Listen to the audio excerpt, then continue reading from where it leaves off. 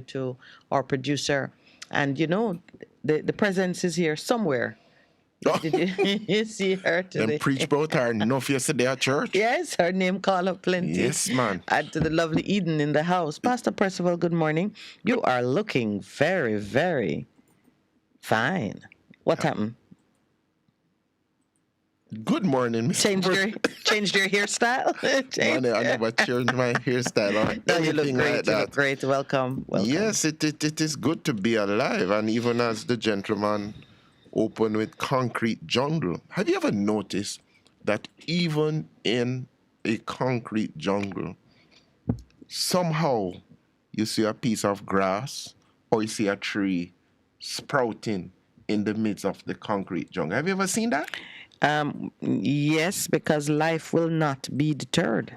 All right. Life finds a way. And even as we begin this week, one thing that jumps out at me in terms of an encouragement to individuals is the thing that James, in writing to the church, says, faith without works is dead, dead, dead, dead. So in the midst of all of what you see happening, it is time, as we've been saying, if you truly believe, it is time to act. Do not allow for the circumstances to prevent you from moving forward in purpose, seeking to fulfill your destiny. One thing that stands with you, if God is for you, who can be against you in the middle of your situation? Can you imagine that? I can imagine that. Yes, you can imagine that? Yes. No, yes. man, you move forward because you believe that he has spoken the word, as we shared last week with out of Isaiah 43, that God is doing a new thing. Have you not seen it? Have you not seen it? Have you not seen? Don't you see it springing forth? He's making a road for you in the wilderness, and he's causing streams to break forth for you. And if you believe that, it's time to act. Amidst the concrete jungle and amidst all the things that seem to be operating against what you know God has said, you go ahead because he's with you, and he says, as African is prone to call you, Miss Minetti, it doesn't mean that you're small. You are small, but a little bit, but talawa in terms of the things that you have accomplished. Oh, me? Yes, man. You know, when I met you first, Yes. when I remember meeting this slim young lady, going about her business, very, very focused. And then we have reconnected rather divinely after many years. Well, she is small, Taloa, and she has a big heart. The biggest heart that you ever know in terms of having purpose in her heart to achieve things. And amidst the concrete jungle that there is, guess what is happening? The shoots are beginning to show. God is doing a new thing. Yes, my shoots? Yes, man. Your shoots are beginning to show. I tell you, I give you one great compliment and I get back 100. No. I'm feeling like that was a good return on investment. It's not a return on investment because God is doing a new thing. Yeah. He's Thank you for noticing that I'm shooting. I was waiting to hear what we would get to the part where when Percy met me, I was a little bit under 100 pounds. You know, me never put it on a scale and weigh you. I never know. So when I met her, she was small and slim, and then we reconnected, and I'm waiting to hear how my change in size would enter the conversation, if it ever did. Of course, I'm the one who's bringing it in. Percy only said that my shoots. My shoots are growing in the concrete jungle. Yes. Boy, Percy. Shoots are growing because God is doing a new thing. God is always doing a new thing. Yes. And it's for those who have the eyes to perceive it and the heart to follow it. Yeah. Yeah, but 'Cause I it see works. that you don't miss it. It works. You don't miss it. He's doing a fantastic new thing in you, I can tell you. I love the shirt you're wearing. You hardly wear your Best FM shirt. Oh, what happened? Your wife gone and you couldn't find her clothes? No. Good morning, my sweet Michelle. Please. My sweet Michelle. My Is sweet Michelle listening now that she's down in She probably is wherever. because they pick up best in Manchester. Yeah, yeah. Yeah, man. All right. Good morning to Michelle and her papa And her great grandpapa. Mr. Samuels. Yeah, And Brother Roy. everybody's telling us to take a break. All right. We shall do so. A difference you can hear, a difference you can feel. Best FM 100 on your dial. Keep listening. Come in, my DJ, and give the people the information. Hear this, if you're a hurricane come, you have to go through a list of things where you need and things where you have to fix, like your roof, your doors and your window them. Buy your nails, hooks and fasteners and fix them. Get your hammer, your pliers, your rope and your wire. Stack up with ply and a holy palumba. Plastic tarpaulin and plastic bag. Kerosene stove and a coal stove. Kerosene lamp, matches and candle. Yo, trim the tree them and clean the drains. That's how you prepare before a hurricane. Be prepared. Prevention is better than cure. Better listen to ADPEM. A message from the Office of Disaster Preparedness and Emergency Management. For a better choice in all your electrical supplies, A, authorized 3M dealer and better brand names. B, better service including free island-wide delivery. C, all major credit and debit cards accepted. It's ABC Electrical Sales. Shop number 8, Hagley Park Plaza, Kingston 10. Open Monday to Friday, 8 a.m. to 5 p.m. Saturday, 8 a.m. to 4 p.m. We make your electrical jobs as easy as ABC. Call 754-3825-8 or fax 754-3659. ABC Electrical Sales, for a better choice. Half a tree, 100, half a tree. Bossy, how you do I take taxi start? Jano, I want to tell you, say, 2 months now, my transmission mash up, and me check everybody and can't hear nothing positive. Yeah, hear me? You waste all that time I shop around and never call the experts. Winters Auto have them. Them have over 35 years of experience and them diagnose the problem and get back your transmission brand new. For them service excellent and efficient. Trust me, man. Yeah, hear me? Call them at 929-7040 or go to them at 106 Maxfield Avenue, Kingston 13 and talk directly to the boss. Just tell them I'm me send you. Wow, you big star. Yeah, man, respect my boss. Yeah, try calling, cause trust me. Waiters Auto Spares and Repairs, good afternoon. What a relief. What should a taxi service do for you? On-Time Taxi Service is more than just a ride to the other side of town. They offer clean and spacious vehicles, reliable service, and promise to always look out for their customers. They'll come when you call and take you where you want to go on time. Need a cab from anywhere at all. You can call us at 926-3866. We are something special on the road. Best 100 FM is the authentic voice of Jamaica, promoting your prosperity with better vibes and better music. Let us promote your goods and services for you. Advertise with us. For more information, call our office at 876-276-8935. That's 276-8935. The Morning Connection is not your usual talk show. We aim to stimulate discussion and chart new paths to self-empowerment. So please join us, Minette and Percy, on The Morning Connection, Mondays to Thursdays, 6 a.m. to 10 a.m. on Best 100 FM. It's good, it's better, but nothing beats.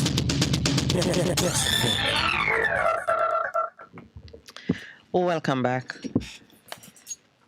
And of course, every morning, I am moved to just express my thanks, my gratitude for those who stay with us and who follow the heart of the discussions that we raise.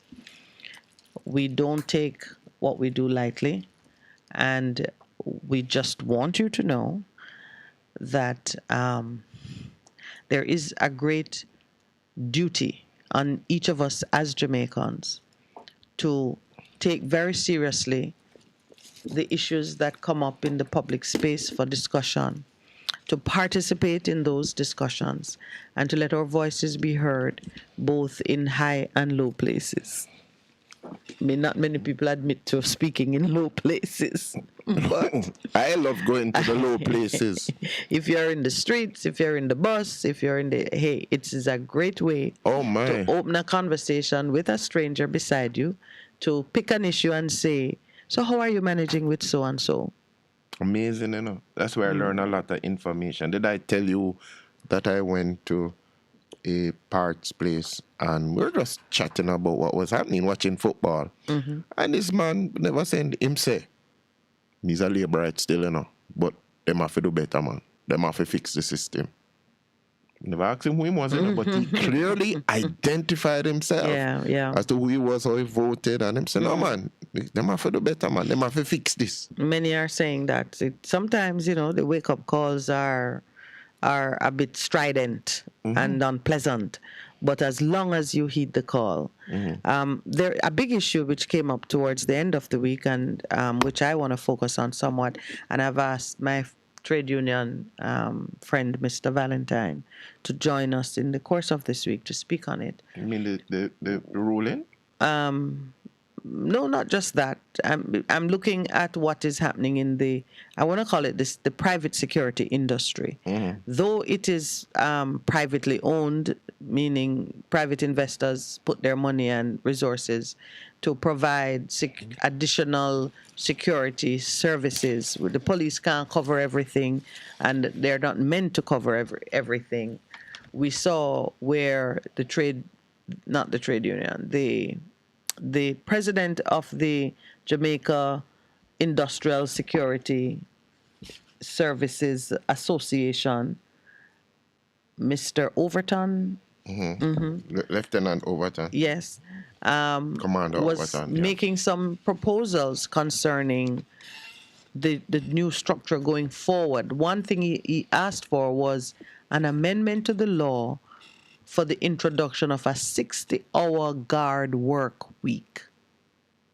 So the already meanly paid security service personnel would now work 60 hours at whatever minimum rate is set, instead of the 40-hour work week that applies to everyone else, and for which the police themselves are clamoring to be paid, in order to ameliorate the increased cost of security services that would occur once the social taxation contributions are implemented.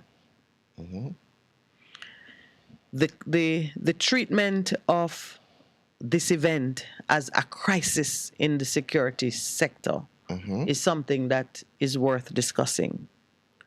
The employer side of the equation has regarded the court's ruling as catapulting the whole industry into a state of crisis, and they say that the cost of security services will go up by 50%. Now, in ordinary configurations, you would think that this increase of 50% is attributable solely to the taxation. And it would have you think, is the security sector being taxed in a different way from other places? And I share the 50%, and I'm wondering...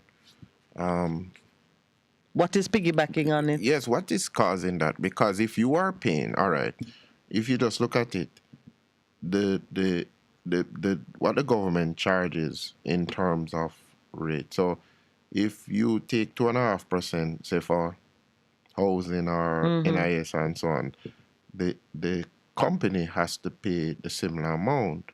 And I think, don't quote me on this, I'm just trying to remember what, when you aggregate it, what percentage it amounts to in terms of the employers. So that is what would be asked of the employer to put in. And it's it's not more than I need to call somebody and just get the figure. Yeah, because all right. But how I look at it this way. Taxation is usually revenue neutral to a business operation, meaning shareholders don't take that hit. Shareholders put their money to work to make a return on that money, and that return is calculated with provisions for tax. True. If you include full accounting for a security guard as an employee and not as a contract worker, there are also some benefits that you, the employer, would obtain, because now you have an increased expenditure coming out of your net revenue. It should look more like a reallocation of resources on your balance sheet rather than a raw increase. Because if you are paying taxes, you would be paying taxes on your profit. Right. That's true. And if your profit is reduced to the extent of additional taxation to cover welfare, salary-related benefits, it means you would move it from your profit line, your pre-tax profit line, to your expenditure side. Right. So this 50% increase in cost, I want to know arising from security companies now doing the decent thing of treating their security guards like human beings instead of pieces of machines. I think maybe even the dogs that they use in their service get better treatment than some of those security guards. Okay. Because, well, an animal needs what it needs or it will not perform.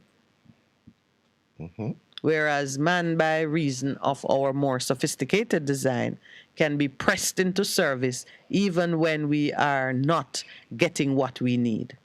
You're not 100%. Yes. Dogs can't go out and take a roast and get a side job or set up a household where different people are contributing. If you have a set of dogs, you better know that they have to be fed, they have to be exercised, they have to go to the vet when they're sick, or them not even get up, not even tell them a move. I have dogs, but I've never pressed them to that limit.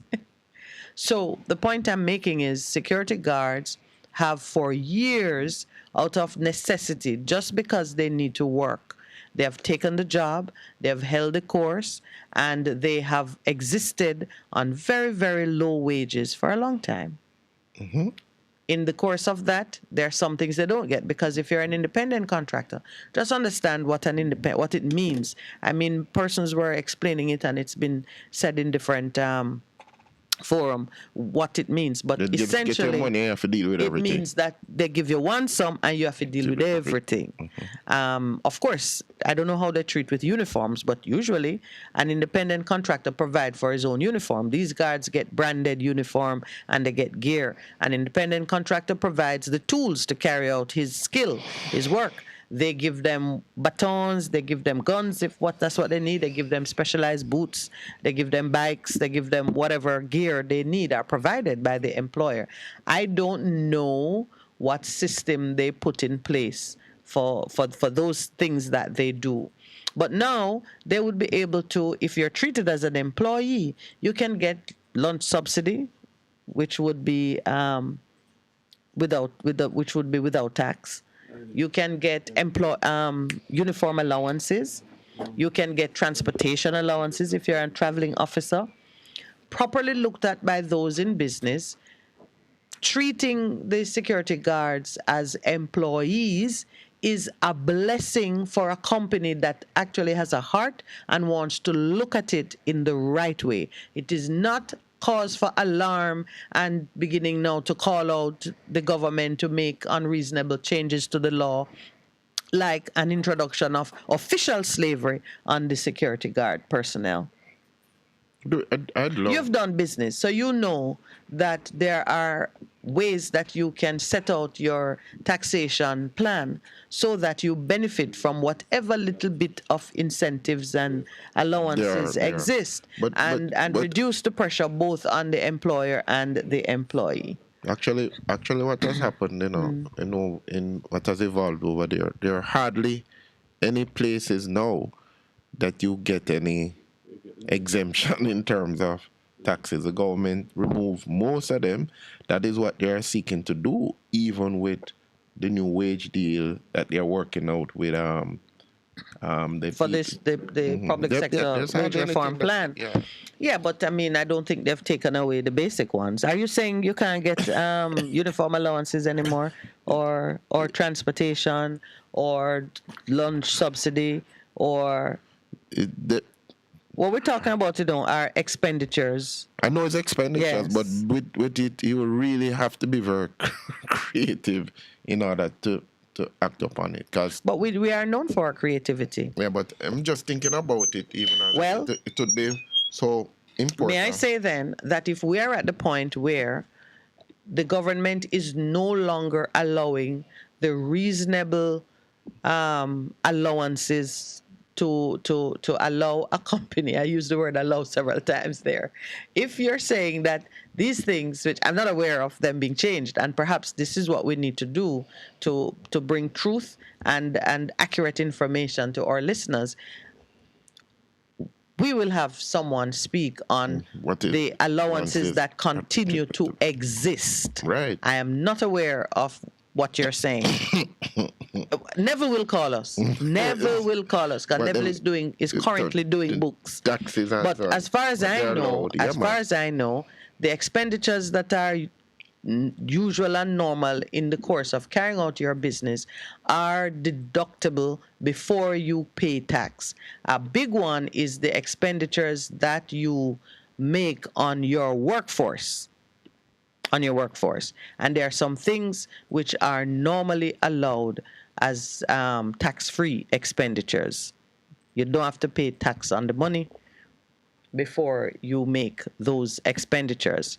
And my appeal to the industrial security services industry is that you sit down with your accountants, look at your balance sheet and how you're doing things, and take full advantage of every allowance that is there, so you do not try to put the pressure on your guards by working them for longer hours at the same reduced rate. It should never be the course that anybody has to work a 60-hour guard work week at the same rate. That's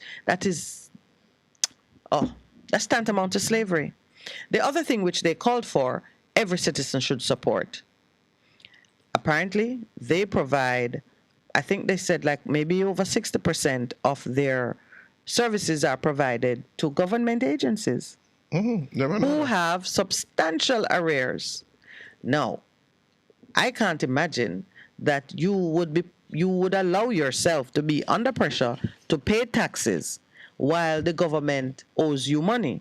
I've been in tax court many times, and I have seen even the tax court judge get involved in assisting taxpayers who are brought before the court for default in getting commitments from the government agencies that owe them money.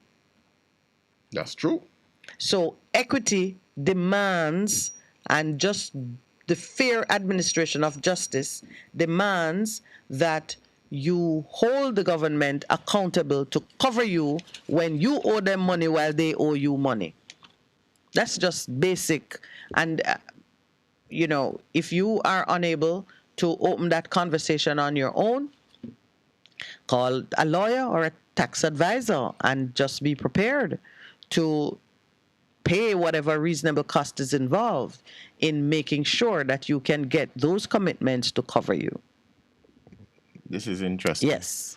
The cost of security services to our customers will go up by 50% based on costing, including 49.56. Yes. Sick leave, vacation leave, and employer statutories.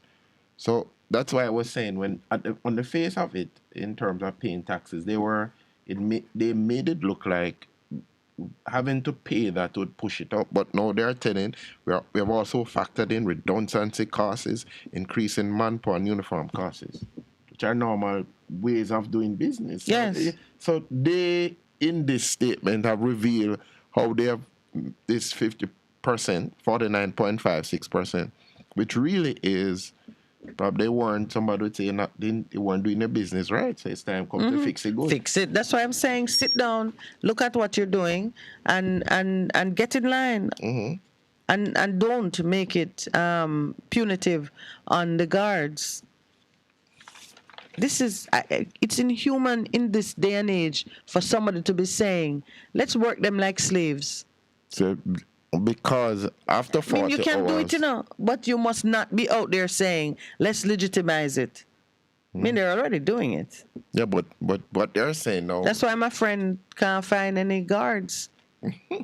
People are live to it and don't want to be in that kind of slavery. It's inhumane.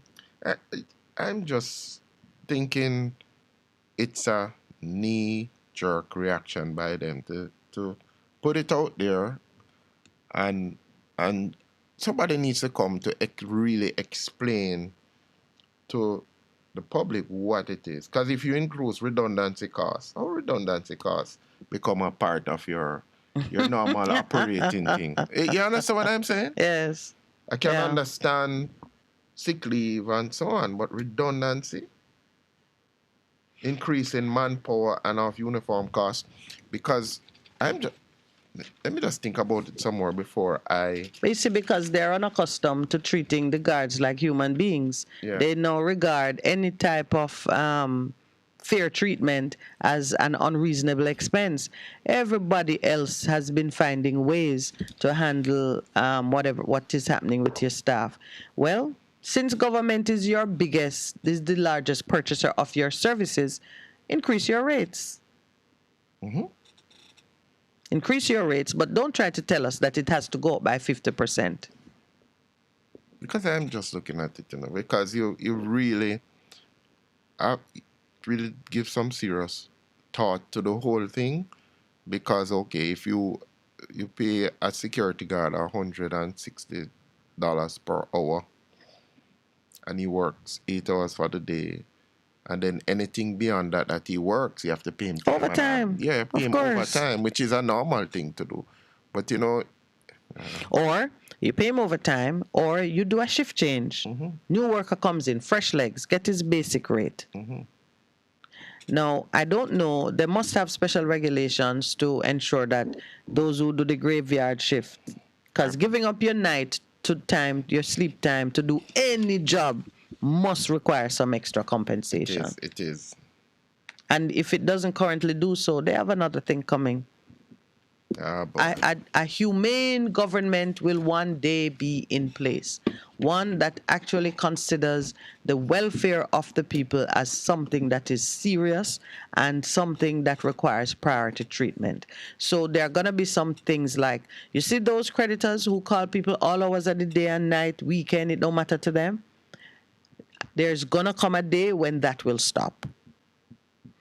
Those persons who want to work people at all kind of hours of the day as if every minute of the day is bright sunlight that is giving you energy, you're going to have differentiated rates for the hours of work that are unsociable and requires extra commitment and effort from the human being. Or what will happen that some people dread. We don't have anyone calling us these days and fretting about when the robots take over. Or the human beings will be replaced by non-human beings. Let's put it that way. By Elon Musk. Elon Musk will have his way. Those things will change. You are going to find that the independent person who would normally be available to do things on demand, the numbers of those persons will keep getting smaller and smaller and smaller. And those who require the labor of others in order to make money are going to have to pay more and more and more. Yes. What is happening? Yes, the labor of our hands will one day claim the premium that it deserves. you're going to find a lot more families are going to get into business together because they will see that there is a great benefit in unity around some common objectives and principles. And when we work like that, when we work as teams of family members, we are not as punitive and hard on each other. So that distance that the industrial age created between the work of your hand and the one who consumes it. We're going back there. We are, of course, it's everything is cyclical. So we are quickly moving back to that time Family when at the center of the business. the family becomes the center of the business. It's like a joke, but it's a serious thing, you know. No, I mean, I know that. It's why we have been consistently saying, come on, work together in families and in communities, because we are going back to the day when that is what will matter. You see it already happening in the administration of justice. Even the government is now pushing for restorative justice and for communities to become more involved in problem solving. We see already that the infrastructure is falling apart, with not enough money available to restore it to the level where you can be vexed with your neighbor and take bus go town go get food. When you're vexed with your neighbor, you're going to have to make peace because your neighbor is going to have the missing ingredient for the pot you're boiling. I mean, you look around and you see it. Yes, you see it all over. All over you see it. Pushing. What is happening? There's one side that is pushing people into cities, and we can control everything. Yes. But the real thing the concrete is jungle. Pushing people in the concrete jungle. You're monitoring them every movement. Yes, and they're dependent on you for everything. Yeah, if and rainfall and they're marooned, they have to rely on you to come and bring relief. Versus what is happening now in terms of the reality in the situation, forcing people back to family and communities in order to survive. Yep. I am telling you, every one of you who have somebody in the country and a piece of land on which you can plant your own vine and fig tree, and reconnect. Yes, that's what Isaiah spoke about. Reconnect. You have to reconnect because that is what is happening. And in some places, in some countries here, they're talking about when there's no electricity, what you can do and survival kits and all of them things. So it's interesting. It's interesting. The powers that be, the elite is pushing one way, and then what is happening is pushing another way. And at some point in time, one will have to give way. And we know which one is going to give way. Yeah. Because the elitists depend upon the body, the masses, for their survival. To control them, and tell them what they need to do. Make no bones about it. Not a joking matter. We know what is best for you, so you just do everything we tell you to do. And you reflect on even what happened in the lockdown. And some people get smart and say, I'm not give up my right for that. You not tell me what I'm doing. Oh, no. It's interesting what has happened as a result. Yeah. Wow, I'm looking at it.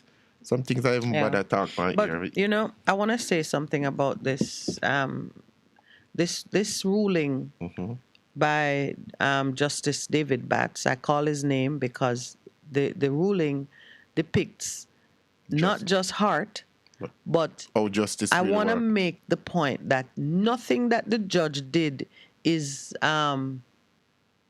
what could I say? No, it's new and it's nothing innovative that he has done. The law concerning who is an employee versus who is an independent contractor is ancient. He has done nothing new, nothing earth-shattering. He has not created one new principle. You know what he has done? He has removed the fiction that society was working with that was abusive to the worker and preferential to the employer. In other words, for years, the security industry and the tourism industry that does it as well. Yeah. Created this fiction that a person who is totally dependent on them for every instruction in what they do is really independent. It can't be independent. It was a fictional idea that everybody knew had no foundation in law or reality.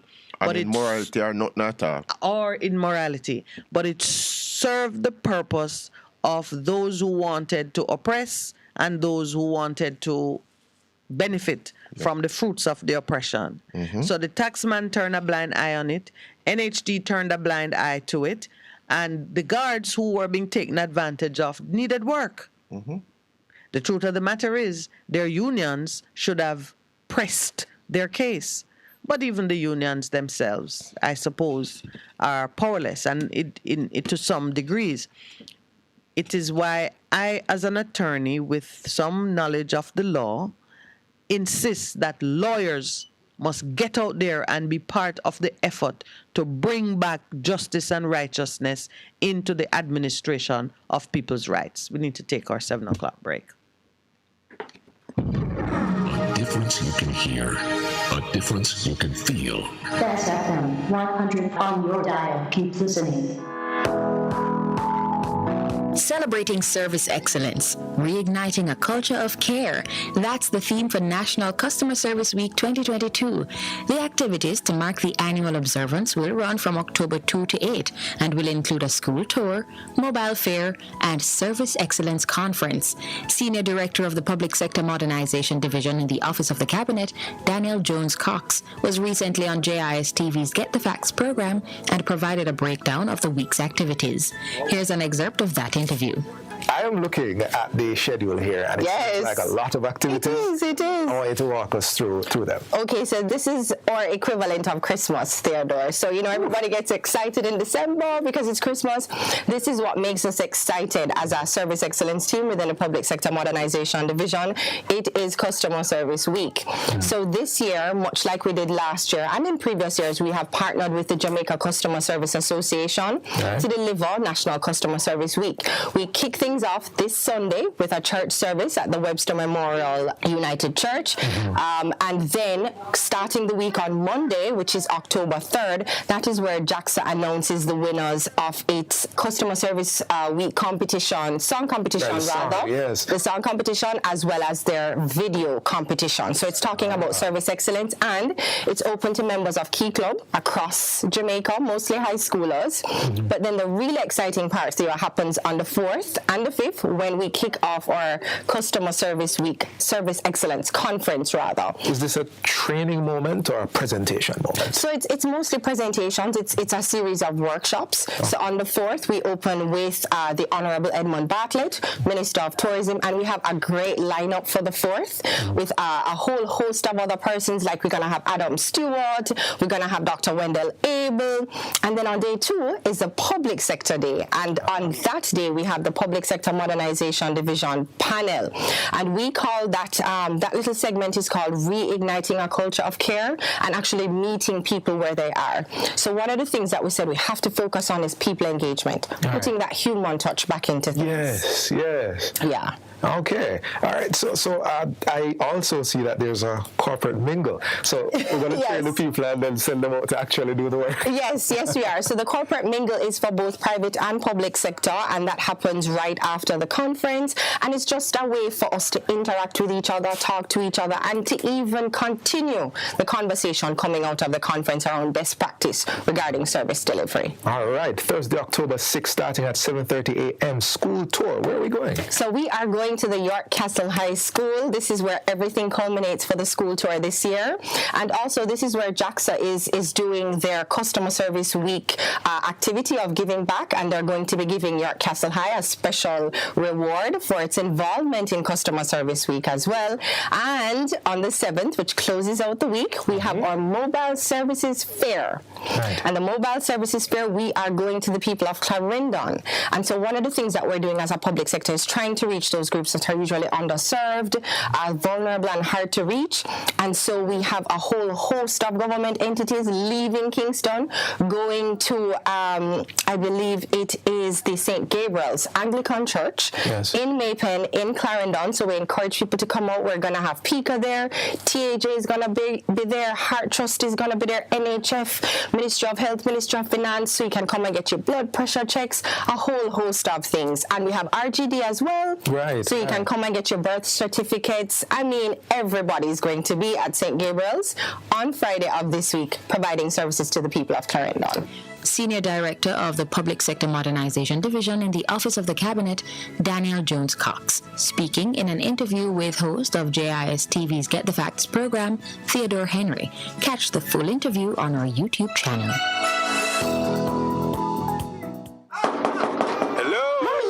It's who I ticket. Hush, child. Me no want them see we. But, mommy, is the census takers? Me not tell them my business. But, mommy, they need information about all the households to help make decisions about where to put things like clinics, stores, and new roads. So, come, mommy. You count, me count, all our count. Census Day is September 12th. Look out for the national census takers in your community and let them know you count. A production of the Jamaica Information Service, the voice of Jamaica. A difference you can hear, a difference you can feel. Best FM, keep listening. Warning, warning. When there is a hurricane warning, button down, tie down, everything. Lift appliances and furniture off the ground and secure your valuable items. If you wanna boat, secure it on land and turn on your yard. If you a fisherman, make sure you turn off every breaker. And before you sleep, turn off your generator. Flooding, that is a real danger. If you live a gully bank, live a bank or low line area. If you see flood waters are rising, get out, get out.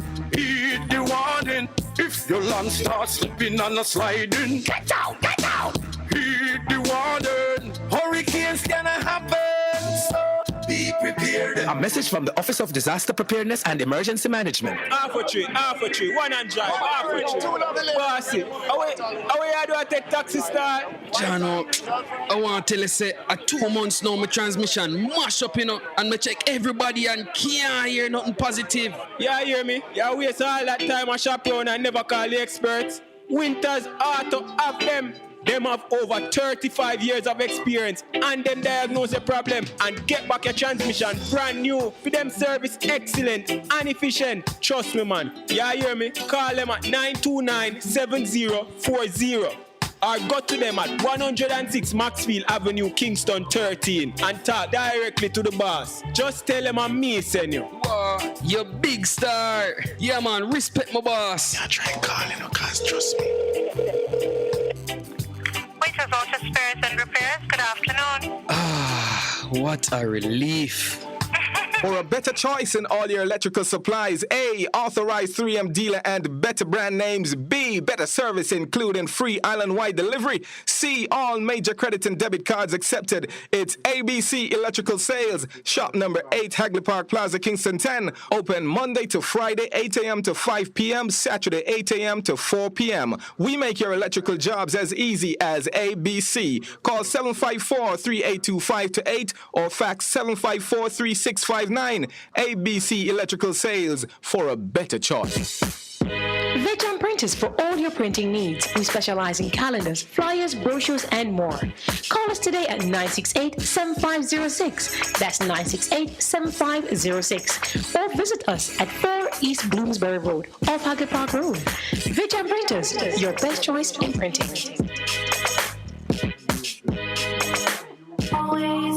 What should a taxi service do for you? On-time taxi service is more than just a ride to the other side of town. They offer clean and spacious vehicles, reliable service, and promise to always look out for their customers. They'll come when you call and take you where you want to go on time. From anywhere at all. You can call us at 926-3866. We are something special on the road. Best 100 FM is the authentic voice of Jamaica, promoting your prosperity with better vibes and better music. Let us promote your goods and services for you. Advertise with us. For more information, call our office at 876-2 276-8935. That's 276-8935. The Morning Connection is not your usual talk show. We aim to stimulate discussion and chart new paths to self-empowerment. So please join us, Minette and Percy, on The Morning Connection, Mondays to Thursdays, 6 a.m. to 10 a.m. on Best 100 FM. It's good, it's better, but nothing beats. Welcome back to The Morning Connection. In the break, we had a lot of laughter.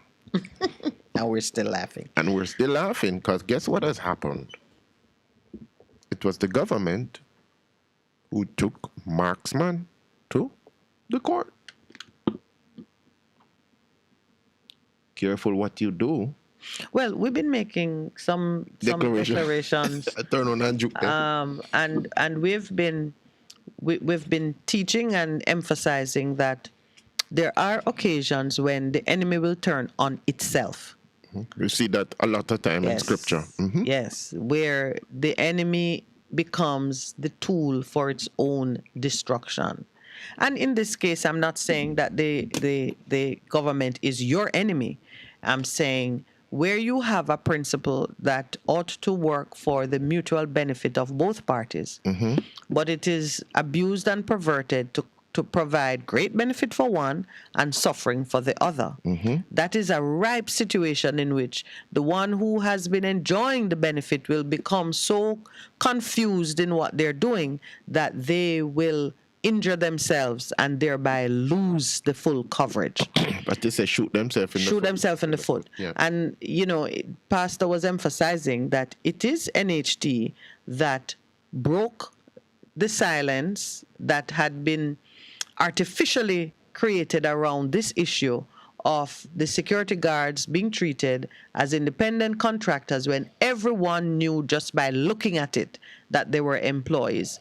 The same fiction occurs in the hospitality industry in certain respects. There is a seasonality to tourism that can justify workers being treated in a particular way, not as independent contractors, mind you, but as seasonal workers, which could bring about an interruption in the agreement for service, so that when you come to calculate things like redundancy, in the event it's accepted I've seen where it has actually happened where it says for the time that the people work, so there's truth to that. Yes. However, to call like a waiter in a restaurant an independent contractor is just a fiction. Because that's where it comes. Yeah.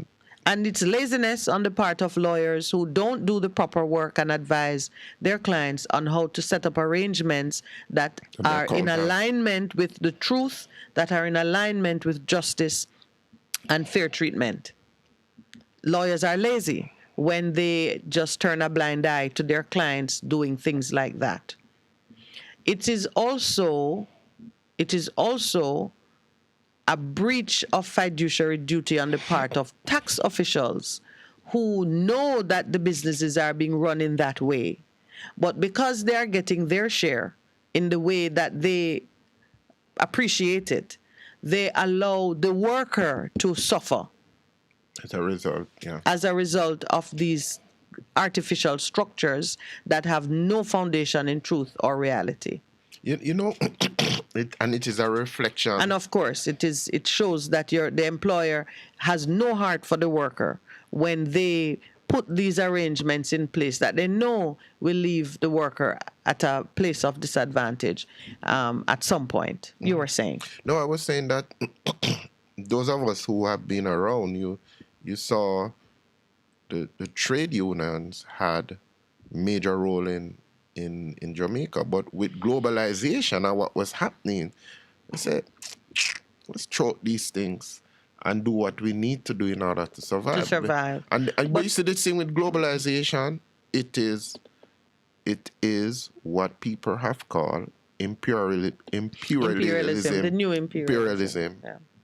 But it is the extension of man's greed. Yes, man. From the day when you would just, take it from the person and treat because they are your slave, to now you just have to be more creative in how you continue the same behavior. So employers, the appeal to employers would be to just look at all the arrangements you have in place for your staff. And make sure it's and above make board. sure you are not building wealth on the backs of your workers in a way that does not give them fair value for their effort. I mean, personally, I've been in situations where I've worked, I've given service, I see the people get the benefit of it, but once they have it in hand, they find every kind of way to tell you that your time, you've overestimated your time, or you did not account for your time properly, or it wasn't that complex, or listen, I've heard every kind of excuse when it is time to pay the bill. I mean, I even had one situation where money is paid to me ahead of fees. When it was time to pay the fees, you get to hear that, well, the business didn't do as well, they didn't have so and so, and everything was premature, and you who work, you are left kind of carrying the weight of it. I've had personal experience of persons just simply refusing to pay you because they know you are not going to sue them for it and so on. And Proverbs 14 verse 31, Pastor has presented it. Apparently he wants me to read it. He who oppresses the poor shows contempt for their maker, but whoever is kind to the needy honors God. Mm-hmm. So, love that one. Yeah, so Proverbs is a very wonderful book. Everything. I want to say something about the role that the courts play in bringing some of these things to light and in resolving it. And I'm going to quote from an observation made by Justice Batts in this case, which he decided, as I said, it's not an innovative decision he came up with. What he has done is in accordance with the law and with equity as everybody know it. So we know that it was NHT who took the security companies to court. Mm-hmm. The judge had this to say at paragraph 6 in his judgment. It is a matter of some concern that the security guards whose employers' contributions are the subject of the claim are not joined as parties either in a representative capacity, as interested parties to the claim, or otherwise. This issue was being discussed and debated. It concerns the guards themselves intimately, and they were not included.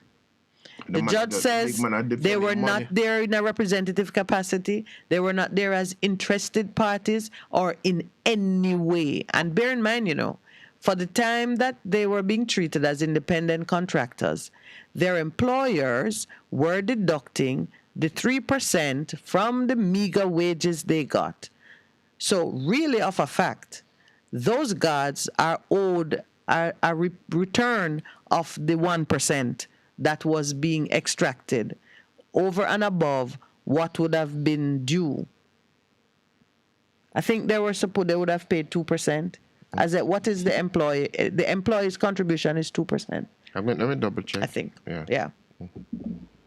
And a total of 5% would be payable. Okay. The employer pays a portion and the employee pays a portion. As a voluntary contributor, you should contribute 3% of your gross earnings if you are employed by someone else, or 3% of your income net business related to expenses if you are self-employed. Mm-hmm. So the 3% that they were earning was just for the guys. No, what I'm saying is when you're a voluntary contributor or you are if you are that's not very clear. As a voluntary contributor, you pay 3%. Meaning you are an independent person, right? So that's what they were. If you're employed by someone else, they're supposed to pay the. So what does the employer pay? Because a total of 5% is paid, right? Which I thought was split, which is split between employer and employee, right? Let me find that. Anyway, the judge remarked that it concerned him that the security guards were not a part of the case, and it concerns them. Nor, he said, was the Attorney General's chambers present to represent the interest of the security guards or the public interest. So this issue was being discussed by the princes amongst themselves, basically. Because NHT is a prince. There was no evidence before the court either as to the impact a decision of this court may have on the security guards or of any consequence for the public welfare. There was, however, some evidence called by both NHT and the defendants as to their understanding, attitude towards, and the manner of performing the contracts. Well, whatever that evidence was, it showed conclusively that the guards were employees and not independent contractors. When it was time for the defendants to speak, reference was made to the fact that the silence by the NHT is 31 years old. It's been 31 years since this fiction was instituted and was holding sway. The defendant rather cheekily suggested or claimed that this case was only made because the NHT is trying to find money, propping up, they said, a failing institution. Okay. Yes, the language was terse. You mean in terms of the people who were defending their money? Yes. I mean, The guard said, money. yeah, that the NHT was trying to find money now, so they're looking everywhere. And something that they turned a blind eye to for 31 years was now fair game. I'm going to look at it some more and share how the judge exposed his thinking, because what I'm seeing here in this case is the work of a judge who knows the law and applied the law regardless of the impact that it would have, regardless of the political and the, That's all he did. And that's how the law is supposed to operate. And that is how the law is supposed to operate, because we say that we believe in the rule of law and that it should apply equally regardless of who is before the court. And in this instance, the judge is saying the guards whose labor is under discussion were not even a part of it. And Attorney General never ever did it. Not in the presence of the Attorney General, not in the presence of the security guards themselves. The guards wouldn't be able to even afford representation in a court in a case of this magnitude. But if they are unionized, you would think that the unions could have made arrangements for the interest of the guards to be represented. But you see, and this is where I continue to press for persons to see themselves as being responsible for the resolution of some of these issues. If you have the technical skills to participate in a certain discussion, get into it.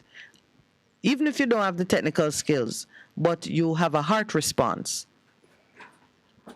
enter into the conversation so you can have impact on it. Yes. This business now of how we treat with the welfare of workers and even how we guide our human resource personnel in choosing the path on which they move in terms of career choices, ensuring that there is a right fit between the individual and the employer and the business that is being undertaken, really just seeking to lay and create a foundation for a more righteous relationship is something that has been studied. Many people have acquired an expertise in it, and in this digital world, persons have turned their mind into developing software using artificial intelligence to play a role in making certain choices. We have someone who's going to join us later on this morning to speak about this whole business of the use of artificial intelligence to handle things like psychometric testing and to create that right fit. Even this issue that's going on, well, it's concluded now, but the legal piece is concluded, but the social ramifications of it are yet to unfold. This business now of the treatment of the guards and so on, I spoke to at least one person who has been having challenges getting candidates to train and to employ as security guards. I'd asked him at the time, would he take part-time guards? Because I know in some countries you can do it part-time. You can, yes, even like as a student and so on, you can work, get the hours right. There are some industries that are ideal for people who want part-time employment and people who are, trying to make up their wages. Yeah, you're gonna sleep on one of the jobs, but if persons are skilled in how they execute and manage themselves and the workforce, it's doable. Doable. I know a lot of people who have gone overseas and studied in the US. That is how they make their extra money. Yeah. Work as security guards and things. And let's face it, it's not every assignment you get, meaning every place to which you're deployed is going to require you to be, be a martial arts expert or most places want a body at the desk. That's there just to check in and right. So, you can study, you can, it is, sometimes it's a very convenient place to even get some alone time, depending on how many of you live in the house. And I've said to some people, I said doing it, I said, most of the time there's no activity. Don't waste the time like going on social media. Yeah, you can study, read, whatever. And I've seen a young man who worked at our place. Every time he comes in, I'm working, but him having book reading, doing something, empowering himself and so on. Yeah. And so some people utilize it, but people say, we haven't broken into the mindset that in order to survive, people can have two, three jobs. Yes, It really needs to become a reality. Because I know people are beginning to do that here in Jamaica. A lot of the millennials are doing it. Millennials are doing that in terms of what they do. So it's important. Yeah. Mm-hmm. So we have a contribution this morning from one such source. Jamaicans who have applied their knowledge of technology to building out a software that is available to help human resource professionals in doing their job with accuracy and speed. This is a recruitment tool, something that the industrial security services industry should get familiar with, so they can take on a much larger workforce. And if it's an hourly paid thing, maybe now you have to simplify all those very elaborate uniforms that they give to their people that have them look like real policemen. Simplify the gear that you use for certain things so that now someone who wants to work and do take certain positions can just use some kind of nice basic polo shirt and and you give them a badge. That's all. Small, simplify how you do things so that you can retool very quickly and be a blessing to a larger cross section of persons. And you may find out that instead of it costing you more, it costs you less. Mm-hmm. But even as you speak about psychometrics and coming up with instruments and using technology, nowadays, I guess even for the simplest things, it is something that they utilize, psychometrics, to test personality, to see how people lined up responses is very interesting. And we've discovered that most people utilize it now. All companies ask you to do a psychometric test to see your aptitude for what it is they're asking you to do. Yeah, So it should be interesting. Well, I'm always very encouraging of any effort on the local side, meaning Jamaicans, who get into this aspect of the business. And whatever information we can share with you.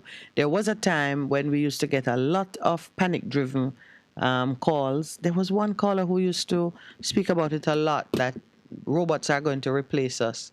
And it's best that whatever information we can give you to ease that panic and to just provide a better context for embracing the digital world, we provide it. So we're going to speak with Letitia Willocks when we get back and just give you some new information. So please stay with us. It's now 7:30. A difference you can hear, a difference you can feel. Best FM 100 on your dial. Keep listening. Warning, warning. When there is a hurricane warning, button down, tie down, everything. Lift appliances and furniture off the ground and secure your valuable items.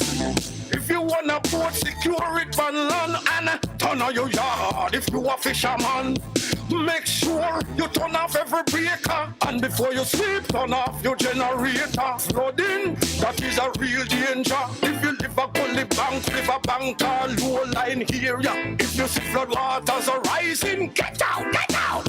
Heed the warning. If your land starts slipping and sliding, get out, get out. Heed the warning. Hurricanes gonna happen, so be prepared. A message from the Office of Disaster Preparedness and Emergency Management. Veteran Printers for all your printing needs. We specialize in calendars, flyers, brochures, and more. Call us today at 968-7506. That's 968-7506. Or visit us at 4 East Bloomsbury Road, off Haggard Park Road. Veteran Printers, your best choice in printing. Half a tree, 100, half a tree.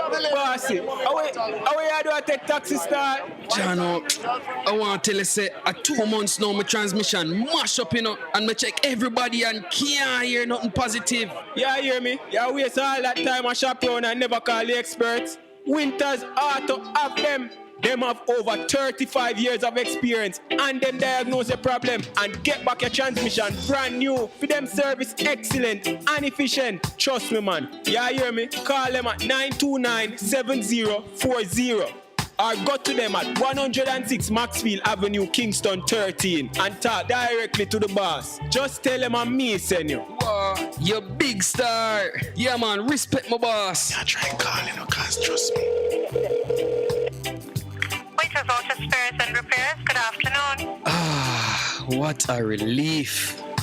For a better choice in all your electrical supplies, A, authorized 3M dealer and better brand names. B, better service including free island-wide delivery. C, all major credit and debit cards accepted. It's ABC Electrical Sales, shop number 8, Hagley Park Plaza, Kingston 10. Open Monday to Friday, 8 a.m. to 5 p.m., Saturday, 8 a.m. to 4 p.m. We make your electrical jobs as easy as ABC. Call 754-382-528 or fax 754-3659. ABC Electrical Sales, for a better choice. Best 100 FM is the authentic voice of Jamaica, promoting your prosperity with better vibes and better music. Let us promote your goods and services for you. Advertise with us. For more information, call our office at 876-276-8935. That's 276-8935. The Morning Connection is not your usual talk show. We aim to stimulate discussion and chart new paths to self-empowerment. So please join us, Minette and Percy, on The Morning Connection, Mondays to Thursdays, 6 a.m. to 10 a.m. on Best 100 FM. It's good, it's better, but nothing beats.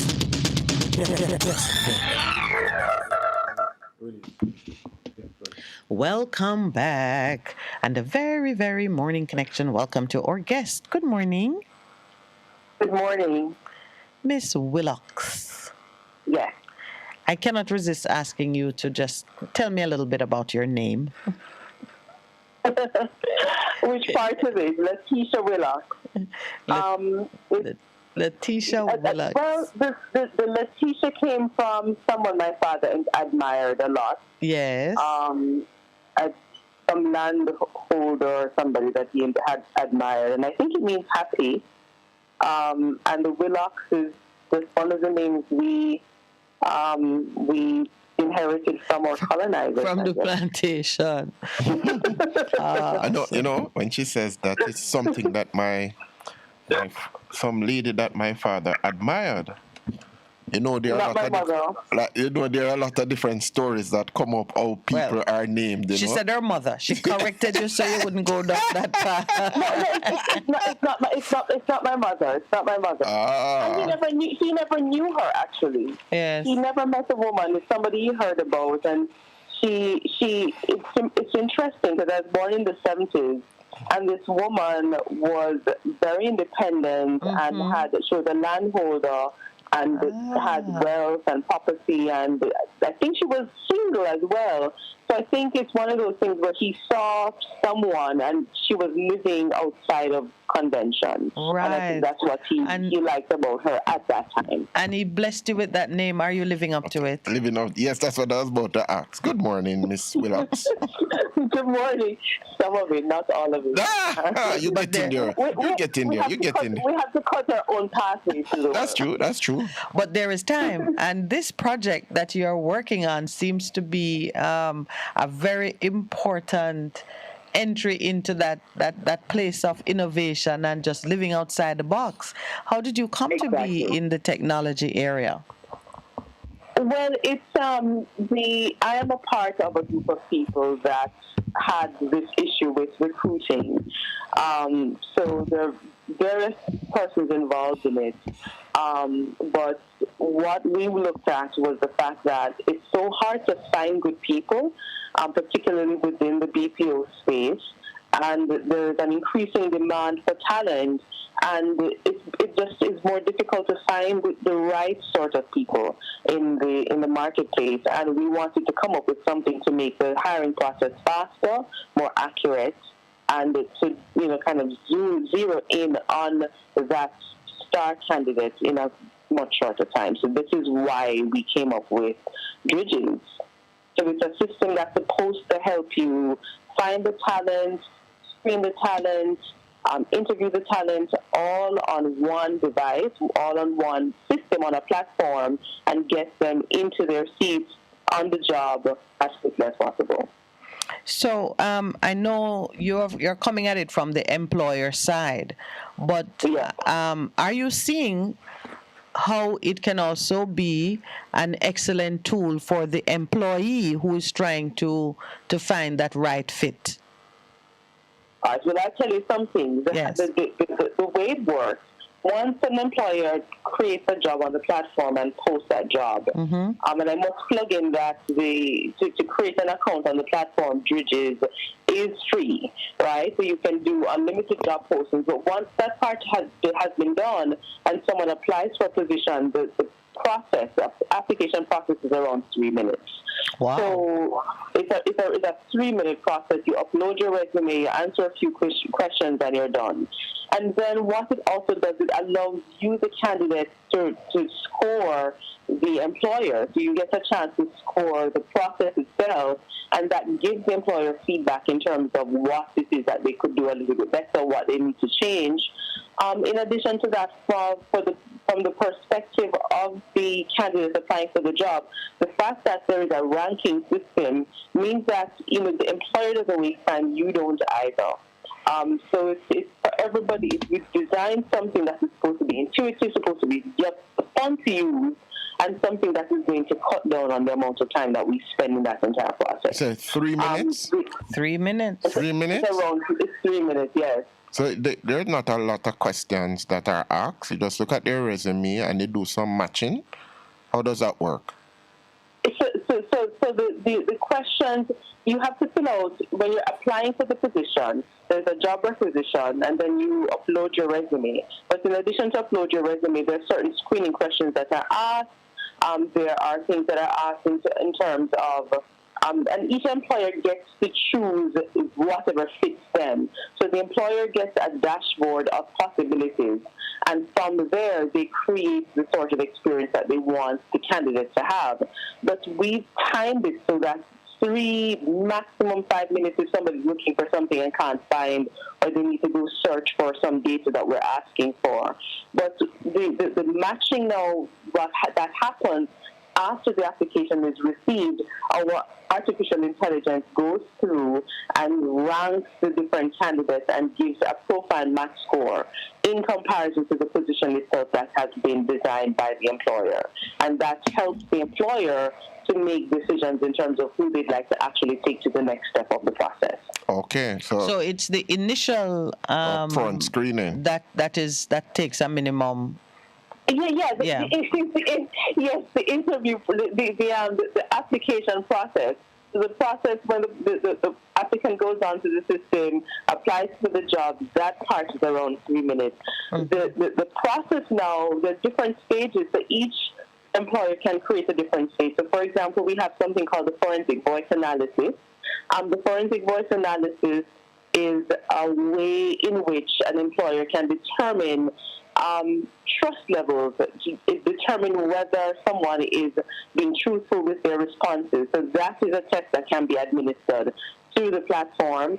We also have assessments. We have over 1,000 different assessments that can be given. So there's skill-based assessments and role-based assessments that can be given. So we can look into somebody's ability to lead or somebody's ability to work in a team. We can look at if we're hiring for customer service people, you can do a test for a customer service person. Then there's the interview. We have a smart interview module, and the interviews can be scheduled right there on the platform. So let me give you.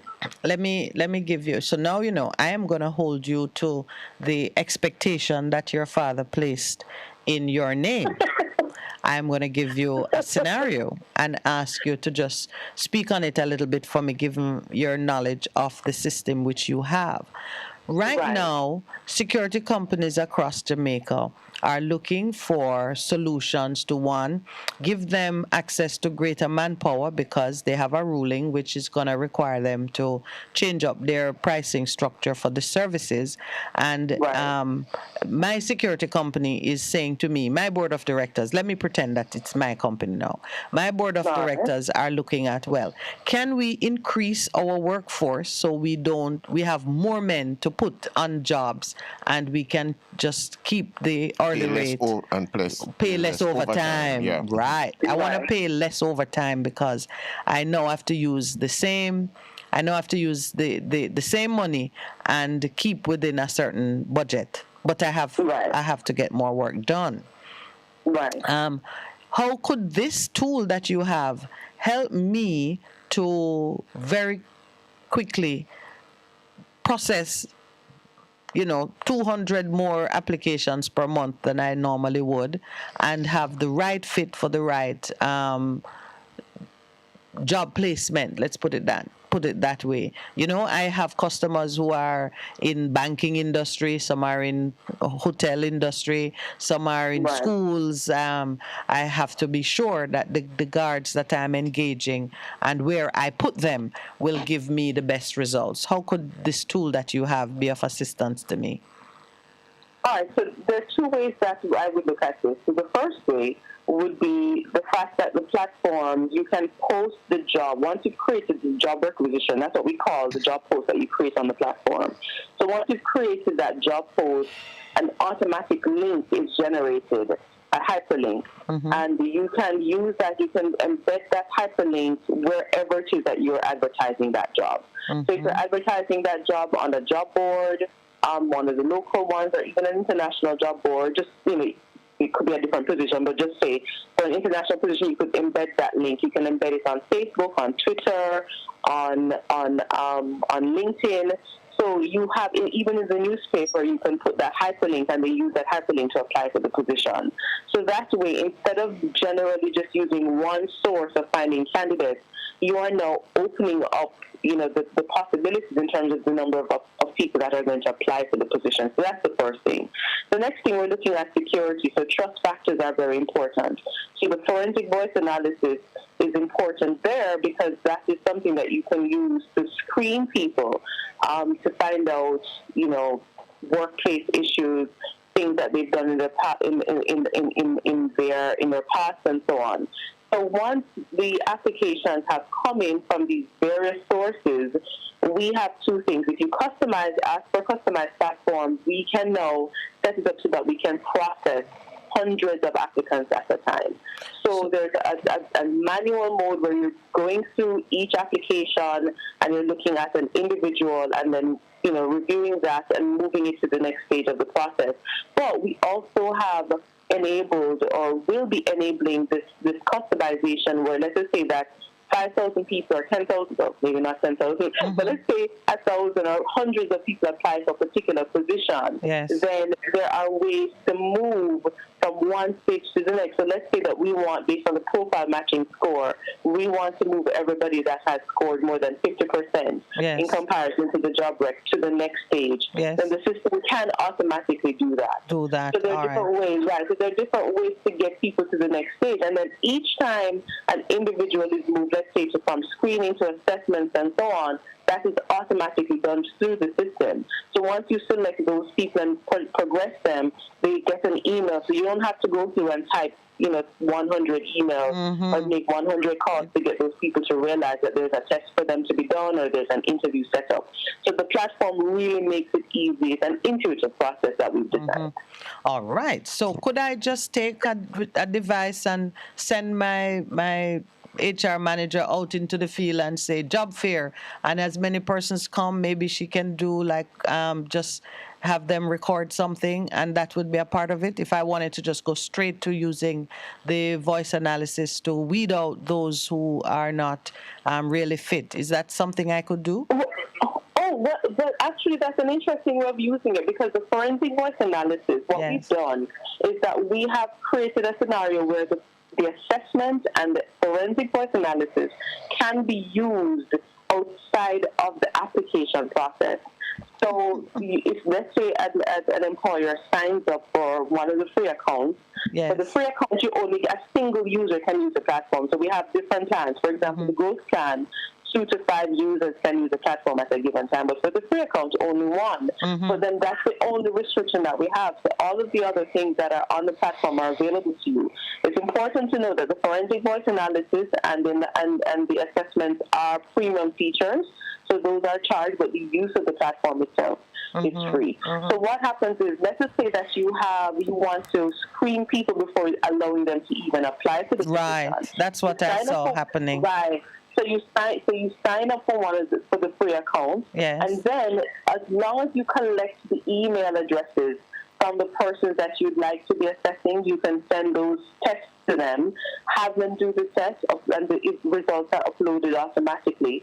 And within a 5-minute period of them completing the test, you have your results, and you're then able to move forward with an application. Then another thing you can do, you create the job, and then you can actually invite those people to apply for the positions on the platform. Okay, so the platform can be used in various ways. You can even upload an existing database onto the platform and then use and invite persons that match. So the system now will review the resume, pull out the skills on that resume, and you use that to determine who you'd like to invite for an interview. All right. So if I'm understanding clearly what you're saying, the psychometric method just helps you to clear a lot of what would be at the front end. So after you've done your selection process with your top candidates, then you probably bring them in for interview and you can do other things. That's what it does for you. Yes. So there are two ways that the forensic voice analysis can be used as a standalone, as I've described before. Yes. Or it can be used after the person has applied for the position. So then it becomes a part of the applicant tracking system process, and that's an optional feature. So there's various ways. I think that the best way is for somebody to sign up on the platform and test it out. And of course, if you can request a booking or you can book a demo directly on the platform itself. Our website is dridges.com, and I'll spell that for you. DRIDGES.com. Okay. And so that's really the easiest, because there's so many things that can be done and so many ways in which it can be used. But give me another scenario, and let's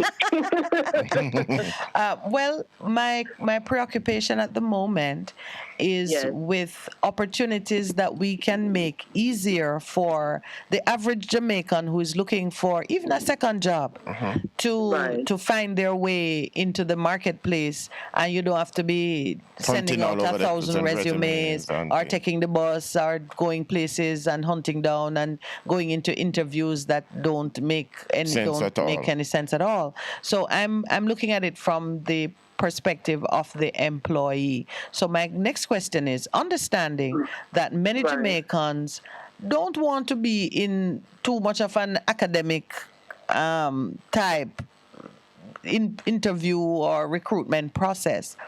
Is it sensitive to the fact that we have a large part of our labor force that might not be very comfortable with the technology? Some may not even have email, but they have cell phone, and you can send them something by WhatsApp. How does it account for some of the local peculiarities? Well, I will say that the platform will need an email, but it also has an integration with WhatsApp. So you will need an email to get started, but communication can be done via WhatsApp from the platform. So that is something that we've enabled. I would like to say, though, that as many Jamaicans as we think don't have access or are not comfortable with technology, we find them on Twitter, we find them on Instagram, and they are definitely on TikTok. So the platform is if you can manipulate Facebook, Twitter, Instagram, any one of those, and you can use Dridges. Then you can absolutely use Dridges, yes. Okay, that's wonderful. Yeah, and it's not so much the use of it, I'm looking into even the rural parts of the country where people are also looking for opportunities, but they may not have the level of connectivity. Some may not have the level of education that might make them come to it easily, but they are trainable. And they are honest, hardworking people who can be trained, and I'm looking at it from that perspective. So, but if sorry, go ahead. So what you're saying is that it is user friendly for the employee and the employer, because when you talk about WhatsApp, TikTok, Facebook, those things make it very user friendly to anybody who is very au fait with those kind of technology. It's very, very user friendly. And the thing about Dridges is that Dridges is a tool, it's a device. Okay. So so the employer, being mindful of the sort of person that they're looking for, will design a process, because the platform allows you. So depending on the questions that you ask, you can make it as complicated and as you want, or you can make it as simple as you want. So it really is, and we work with each employer. Each one of our clients on the platform have a different ask. Okay. Some persons need a certain sort of customization. So we work with persons, and there are limits to what it is that we're able to do. And there are some customizations that require a change to, let's say, the scaffolding of the platform, where we're going to have to charge for that. But then a lot of the customizations are very simple things that we can do in a day or two, because we have our own in-house development team. So the people that are building the platform or have built the platform are our employees.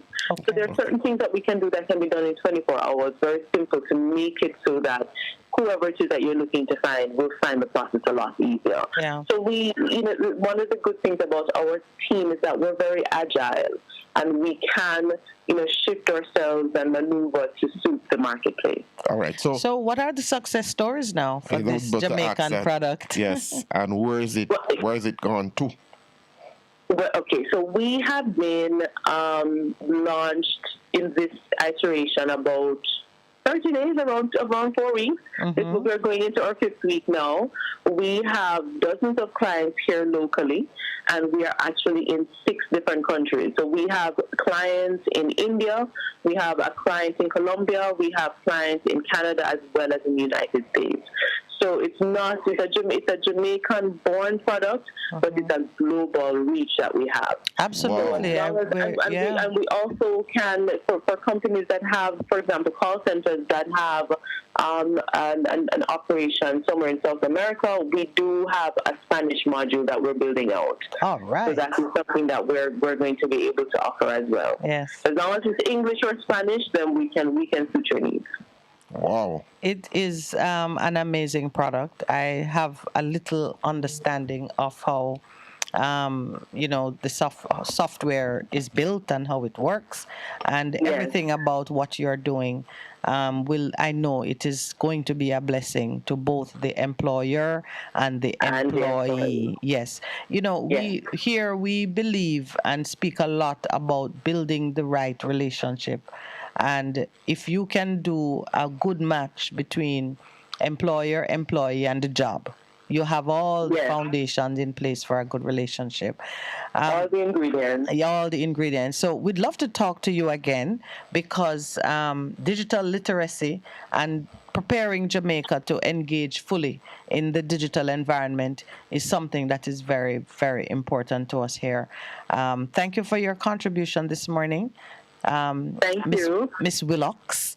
I wish you all the best with your project, and I hope we'll get to speak again. I think absolutely. I think that the time is drawing near when ordinary Jamaicans are going to want the assistance of their brothers and sisters to look at opportunities and to be more able in making some choices. And the tool that you have created sounds like it has a lot of possibility.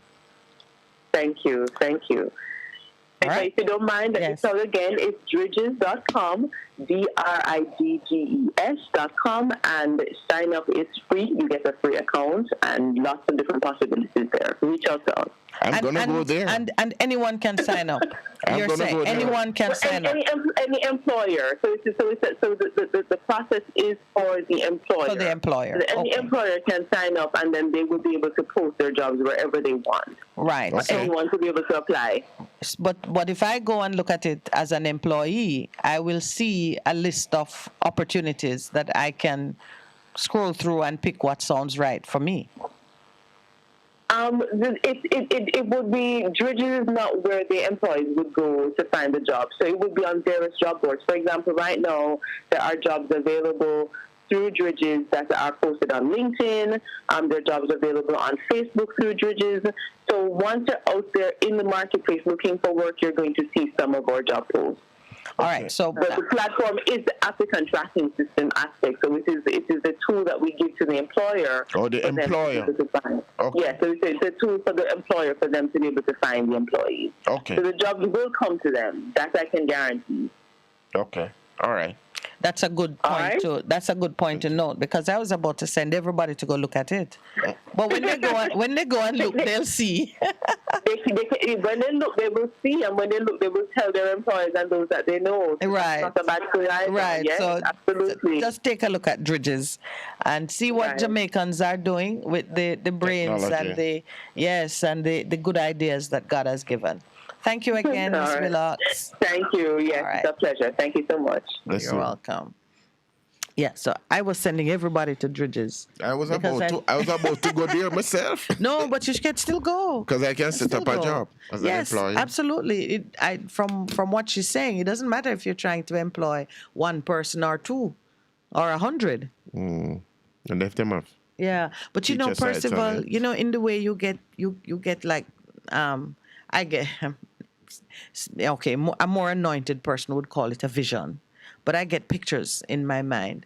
And I saw someone out in the field just surrounded by individuals who wouldn't normally take the time to go and upload a resume or write up a job application form, but they need jobs. And I saw someone doing interviews, oral interviews, administering the questions and recording the responses. so that it could be the first step in doing it. in being trained for a job. I thought it's a pretty exciting. Way if to you wanna, go. Yeah, you want to run a job fair and you want to just take a whole list of persons and see what they could qualify for. It is a good way to go. All right, we're at that point where we are going to share the Best FM Hurricane Tips, which is sponsored by one of our supporters. The following Best FM Hurricane Tips is brought to you by Barry's Hardware, 15 Chandos Place, Papine, Kingston 6. If we don't have it, we will source it for you.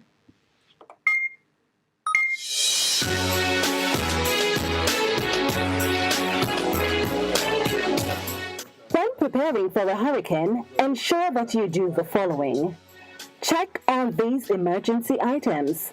How much water do you have in store for each member of your household?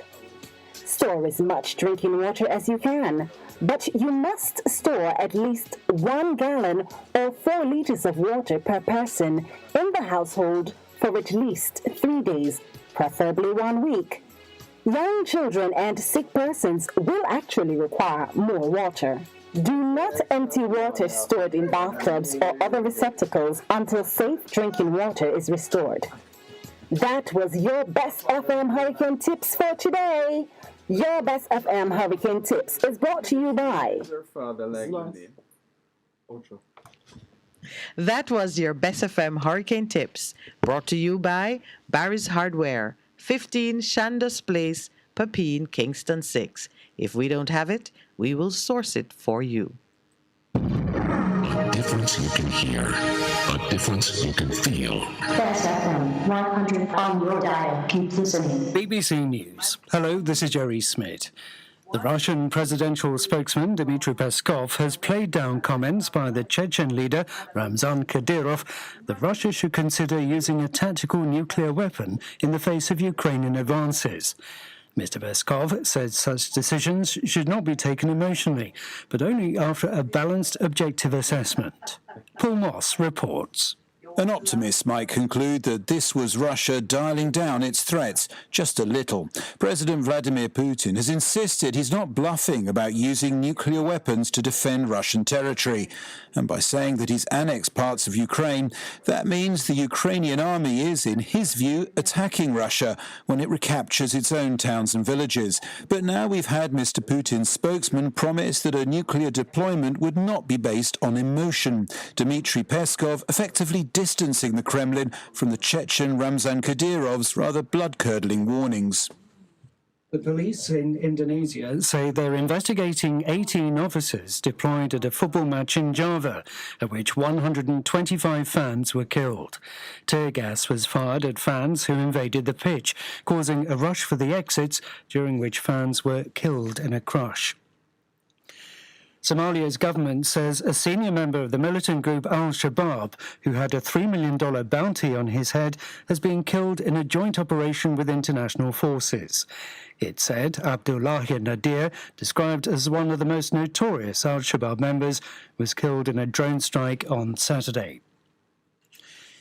Iran's supreme leader has made his first comments on the death of a young Kurdish woman in police custody, saying it deeply broke his heart. But Ayatollah Ali Khamenei went on to accuse the United States of orchestrating the widespread public protests that followed Mahsa Amini's death. Overnight, Iranian police clashed with students at a top university in the capital, Tehran. The French Justice Minister is to go on trial for allegedly abusing his position. Éric Dupond-Moretti is accused of using his role to settle scores with 3 judges. From Paris, here's Hugh Schofield. It's a special court that's ordered him to stand trial, the Court of Justice of the Republic, which alone can hear cases arising from alleged misuse of ministerial powers. It's claimed that shortly after taking office, Mr. Dupond-Moretti ordered his officials to open disciplinary investigations into 3 magistrates. These 3 were all people with whom he'd come into conflict during his previous career as a star criminal lawyer. Mr. Dupond-Moretti contests the charges and will appeal against the decision to put him on trial. He says He's the target of a campaign led by members of the main magistrates' unions. World news from the BBC. Inflation in Turkey has hit a new 24-year high after it exceeded 83%. The steepest price rises were in the transport, food and housing sectors. Victoria Craig has more details.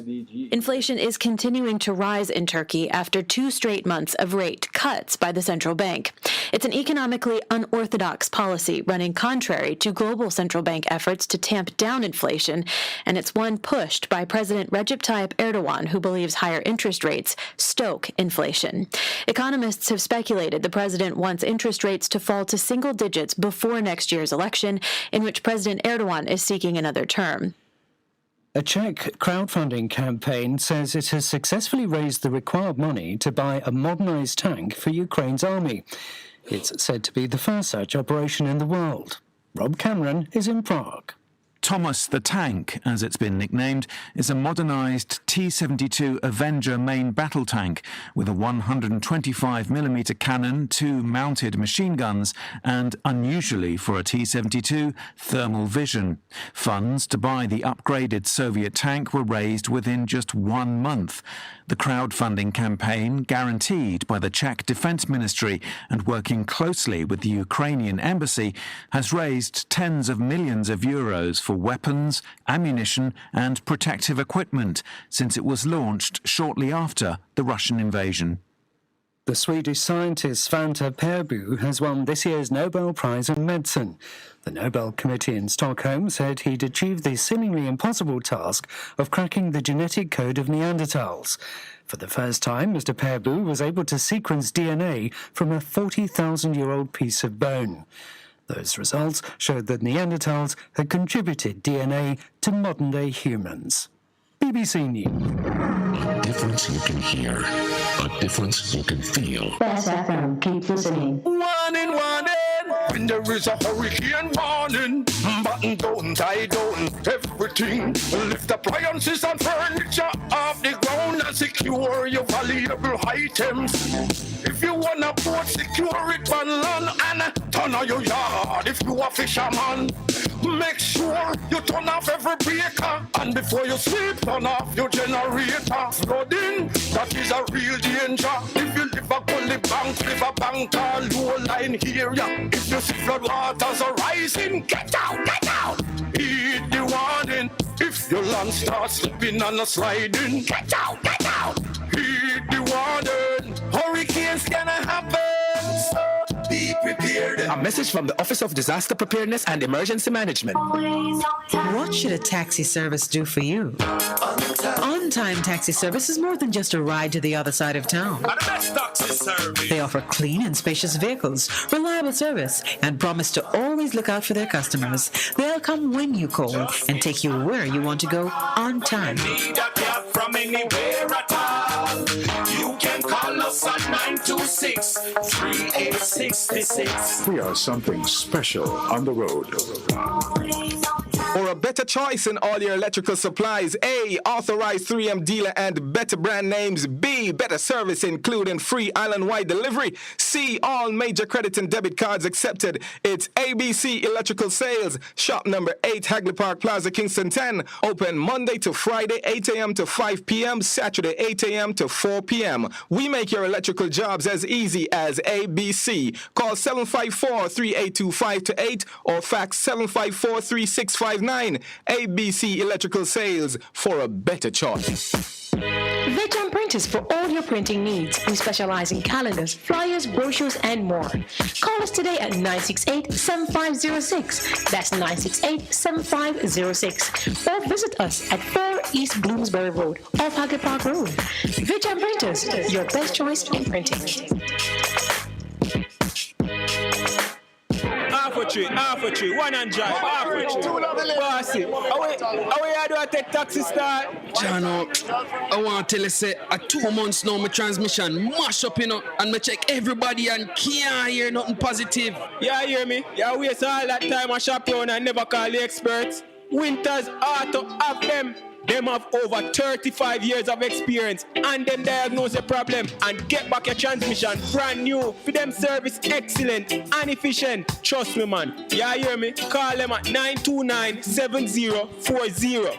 Or go to them at 106 Maxfield Avenue, Kingston 13 and talk directly to the boss. Just tell them I'm me send you. Wow, you big star. Yeah, man, respect my boss. Yeah, try calling, cause trust me. Waiters, Auto Spares and Repairs, good afternoon. Ah, what a relief. Best 100 FM is the authentic voice of Jamaica, promoting your prosperity with better vibes and better music. Let us promote your goods and services for you. Advertise with us. For more information, call our office at 876-276-8935. That's 276-8935. The Morning Connection is not your usual talk show. We aim to stimulate discussion and chart new paths to self-empowerment.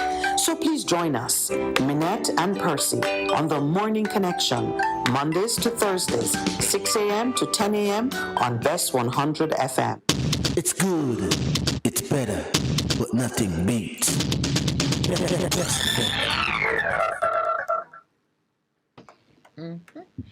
Welcome back to the Morning Connection, and thank you for staying with us. You listen to the news, you listen to our interesting conversation, I think, with Miss Willocks, and I hope you are now ready to speak with us. The numbers to call are 619-1508 and 279-8473. Let's open the lines.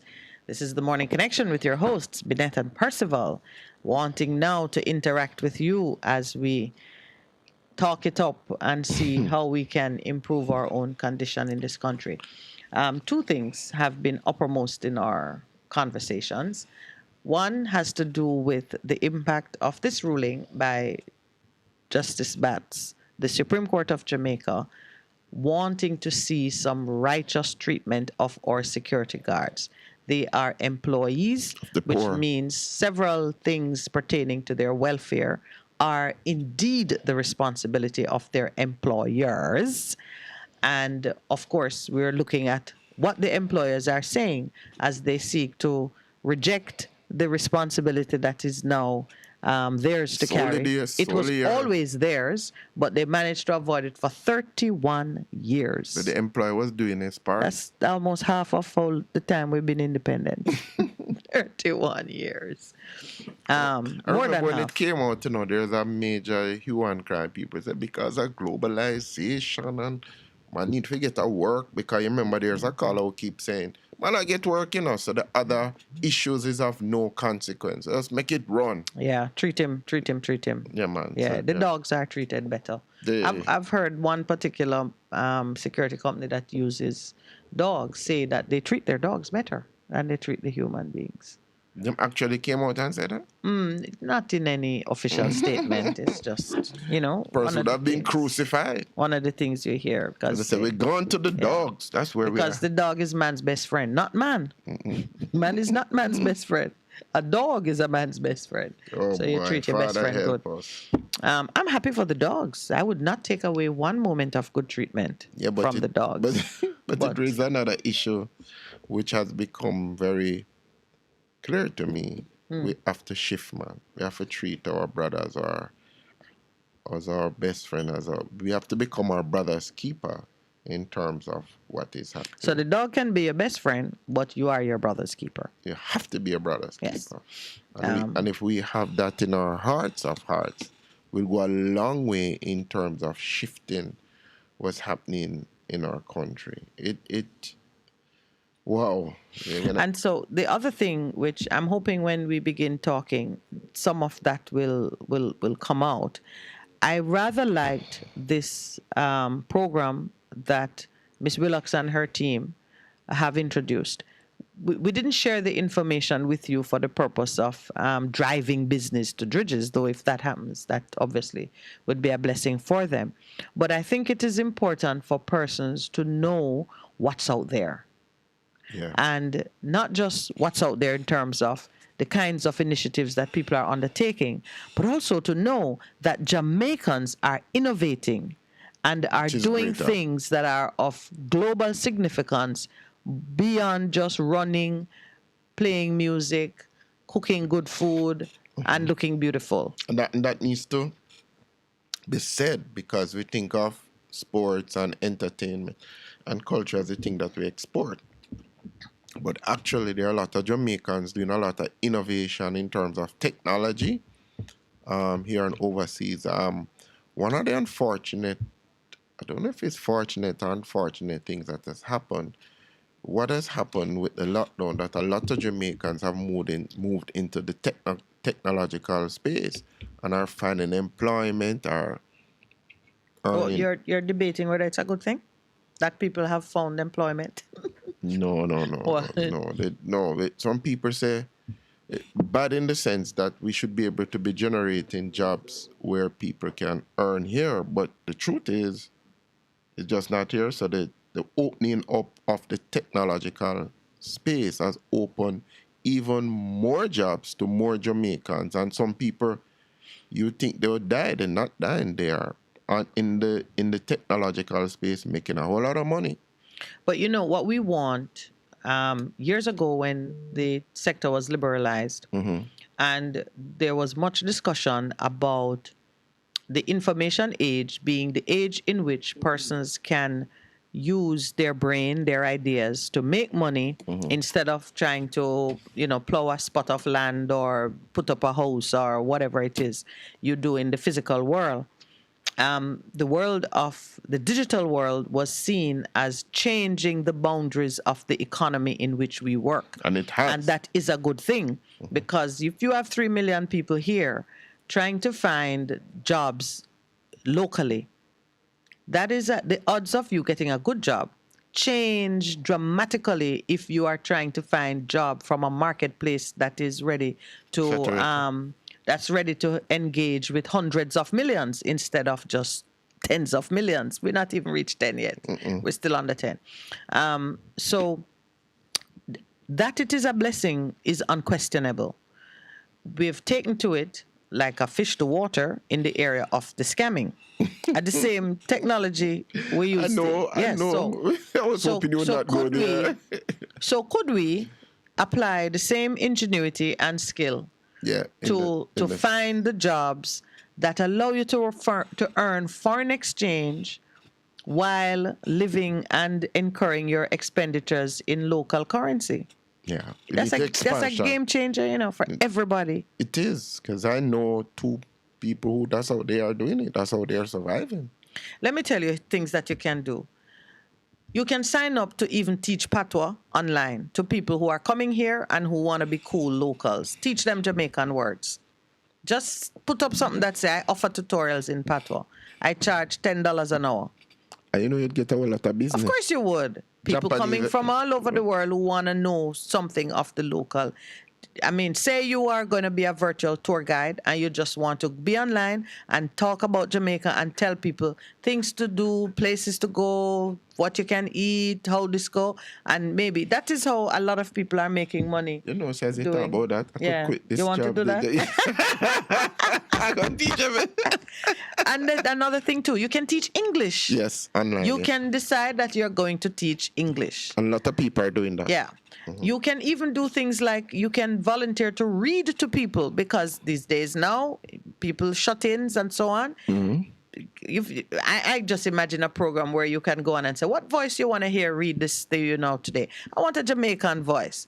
Yeah, man. How you do today? You select a Jamaican voice, and you are the person who gets a request to read from maybe a Jamaican novel. You know what? Why am I just speaking like this? I need to start a business. Yes, it's true. And I'm a good dramatic reader, I know that, sister. I experience it every day. Every day. I could do a thing in the late hours. Imagine Lowell saying, Minette, where are you? Come to bed. I'm out there reading the Bible in a Jamaican voice to somebody. That's what I'm volunteering to do. But the point I'm making is this. God said, put it down, Adam. Adam, put it down. Leave it. I tell you, do if not you do that, touch the apple. Don't touch the apple. Don't touch it at all. Yeah. It's the point I'm making, this technology allows you to be creative and diverse in how you spend your time and how you make money and you earn foreign exchange. Now, the only piece of it that we got to get right is how to collect your money. Yes, that is it. That is it. But you see, once the government know that they're getting their share. Oh, jeez. I thought you would not say it, giving all these ideas. Independent contractor. You're an independent You can be an contractor. independent contractor. And yes, it is 2% that you pay as an independent contractor. NHT. No, you pay 3%. But and if your you're employer. working for me, I would have to pay 3% and you pay 2%. Good morning. Good morning, Pastor. And welcome. Good morning. Miss Minute, and you, Miss? Yes, sir. Good morning to you. Well. How was your weekend? Tiring. Oh, my goodness. I need somebody to come and cook for me on Sundays. Next time you can have my number so I'll be available. Oh, how wonderful. You know you're going to have to cook for me and Pastor first so we can sample it and decide. How are you? How was your weekend? It was good enough. Excellent. It was good. Only a bit rainy. Oh, yes, geez, I think all of us had to deal with that. And I guess we have to do hope to keep up with for the rest of the weekend, for the rest of the week. Yes, well, you know, the forecast is telling us that there will be rain right down to Saturday. The 10-day forecast that I looked at on the weekend said Serious? rain. Yeah, rain. But what's on your mind this morning, my brother? Well, ma'am, I'm talking education, you know. Yeah. Mm-hmm. What does the meaning of education? Oh, Pastor, you take that one. The meaning of education, the development of the intellect the development of a person in all areas of their lives. So spirit, soul, and body, and their cognitive abilities. So pertaining to Jamaica, how do you see it is impacting the benefit that is impacted on us as a country?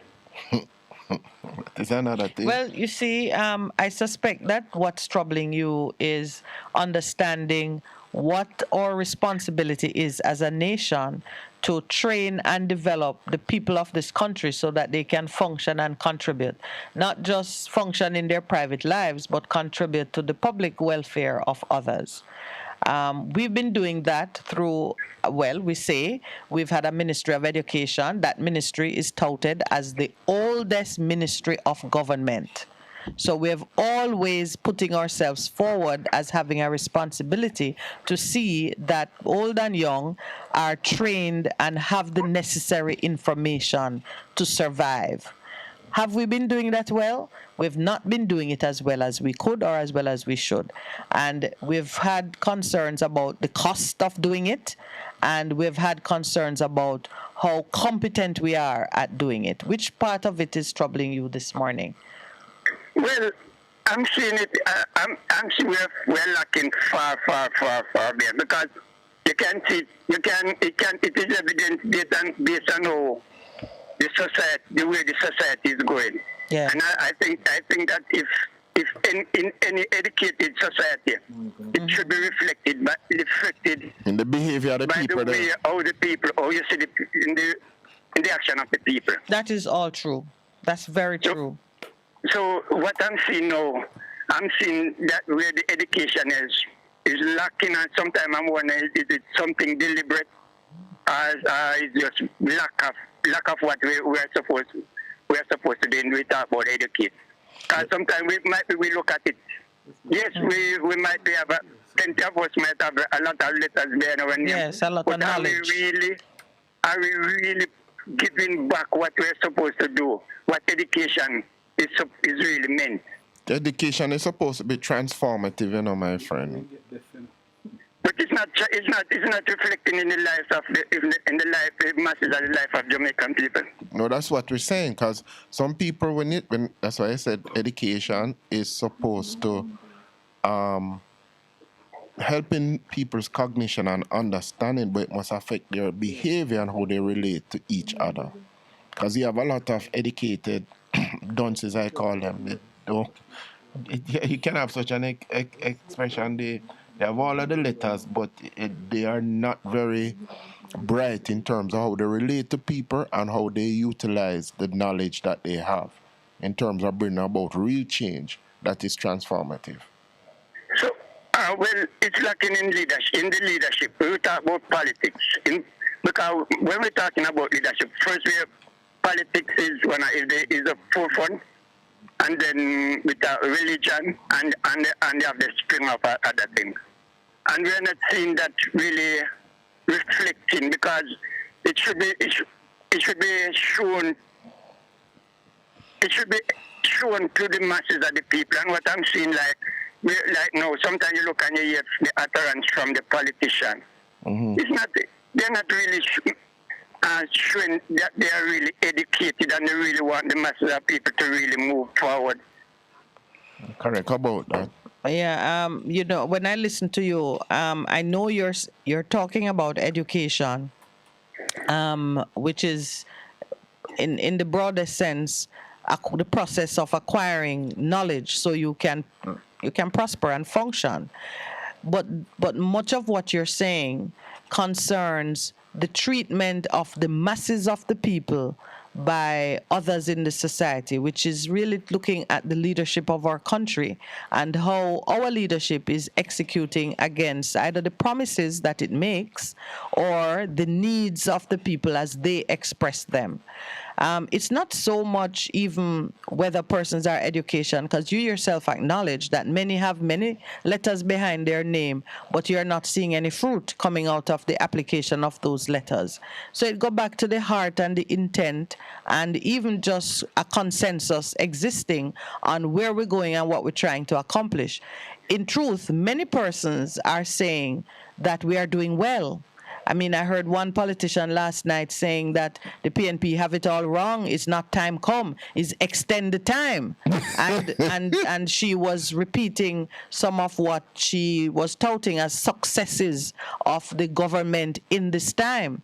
And I see the Prime Minister also saying that persons are opposing the good development initiatives that he is undertaking, and that persons who are complaining are anti-development. And he's saying that the government is on a path of moving massive development plans that are for the benefit and the overall prosperity of the nation. So there are conversations taking place in public spaces which says we are doing well.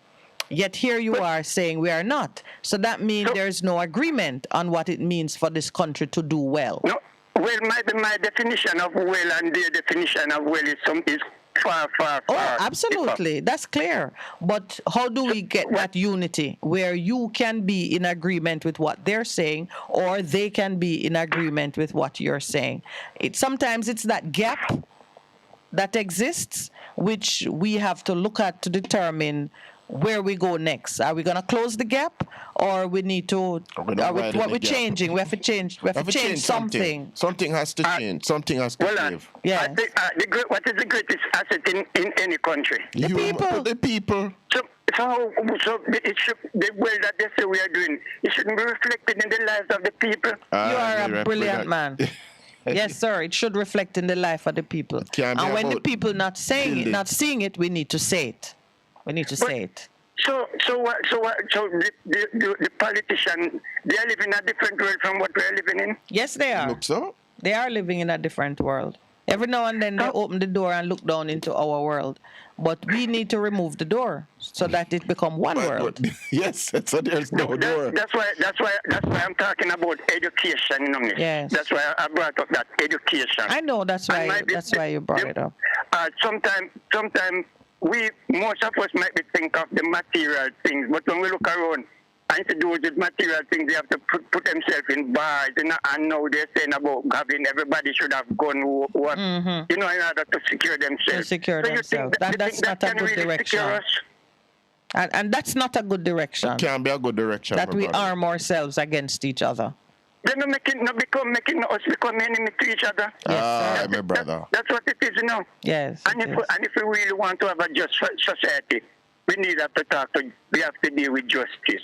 Mm-hmm. And in order to deal with justice, we have to be thinking of justice for every man. For everyone. Justice for you, and it's justice for me. So justice should never be be any bias. Well Anything said. being biased. Well and said. what I'm seeing now, we're far from it. Well, so until when we can be truly be a enlightened people where we respect each other, not based on what they might acquire materially, but as a human being. As a human being. Then we can be able to move forward. Without that thinking, we are doomed. We are doomed. And so this morning I am celebrating what Justice of the Supreme Court did when he said to the security companies, those security guards that you're using are your employers, and you have a duty of care in making sure that certain contributions are in place for them. So when they're ready for their houses or when they need insurance coverage and so on, certain things are in place. So it should not only be lip service. You're saying sometimes you should implement policies and look and continue to see that those policies are maintained. That is true, but I think it is a good start that something that was being avoided and ignored for 31 years has been brought to a close for a group of people who work hard and who get less pay than they truly deserve. So there's some movement that's going on, and that has happened because an educated man who knows the law did the right thing. So we're watching it, but we're continuing to press for it. Thank you very much for your contribution. Well, before I leave, I said the responsibility is on. I'm going to put it on you because you're there in the media way to highlight things, and not only just. We just want to make sure that what it said, you continue keep saying it. And be vigilant on it. Yes, ma'am. You know I take that job seriously. Thank you very much again. Thank you very much, my brother. Blessings to you this week. Nice talking to you people. Same Have here. a pleasant day. Bye-bye. Bye. Well, good morning and welcome to the Morning Connection. Really? It is a break? Yes, we're on the 8:30 break. Really? I thought you were showing me a call. Good morning. Difference you can hear, a difference you can feel. Press FM 100 on your dial. Keep listening. Warning. A hurricane we name. How we rough. Whether we are man hurricane or woman hurricane. We want you know that. We come up and mash up building, blow down things and take life. Blood out this. We no ram. We no respect no one. So no take no chance with we. Listen to Hot Prem and prepare. Hurricanes do happen. So be prepared. Yes, be prepared. A message from the Office of Disaster Preparedness and Emergency Management. For a better choice in all your electrical supplies, A, authorized 3M dealer and better brand names. B, better service including free island-wide delivery. C, all major credit and debit cards accepted. It's ABC Electrical Sales. Shop number 8, Hagley Park Plaza, Kingston 10. Open Monday to Friday, 8 a.m. to 5 p.m., Saturday, 8 a.m. to 4 p.m. We make your electrical jobs as easy as ABC. Call 754-382-528 or fax 754-3659. ABC Electrical Sales, for a better choice. Veteran Printers for all your printing needs. We specialize in calendars, flyers, brochures, and more. Call us today at 968-7506. That's 968-7506. Or visit us at 4 East Bloomsbury Road, off Hagley Park Road. Veteran Printers, your best choice in printing. Best 100 FM is the authentic voice of Jamaica, promoting your prosperity with better vibes and better music. Let us promote your goods and services for you. Advertise with us. For more information, call our office at 876-276-8935. That's 276-8935. The Morning Connection is not your usual talk show. We aim to stimulate discussion and chart new paths to self-empowerment. So please join us, Minette and Percy, on the Morning Connection, Mondays to Thursdays, 6 a.m. to 10 a.m. on Best 100 FM. It's good, it's better, but nothing beats. Welcome back. Good morning to the caller online, and thank you for holding. Good morning. Welcome.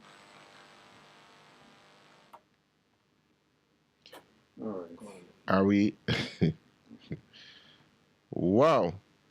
I was just we spoke about it last week in regards to the lawyer who took on Rasheen Barnett's case. Yes. Mr. Mika Harris. Good morning and welcome back. Good morning. I heard that you got cut off. So sorry. Yes, no problem. I think good morning to both of you. Good morning, sir. How are you? I'm not as fine as you, but still fine enough.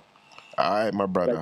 That I can talk to you. All right, then that's good. Yes, I think I didn't relate to the last point you made to the gentleman that just hung up.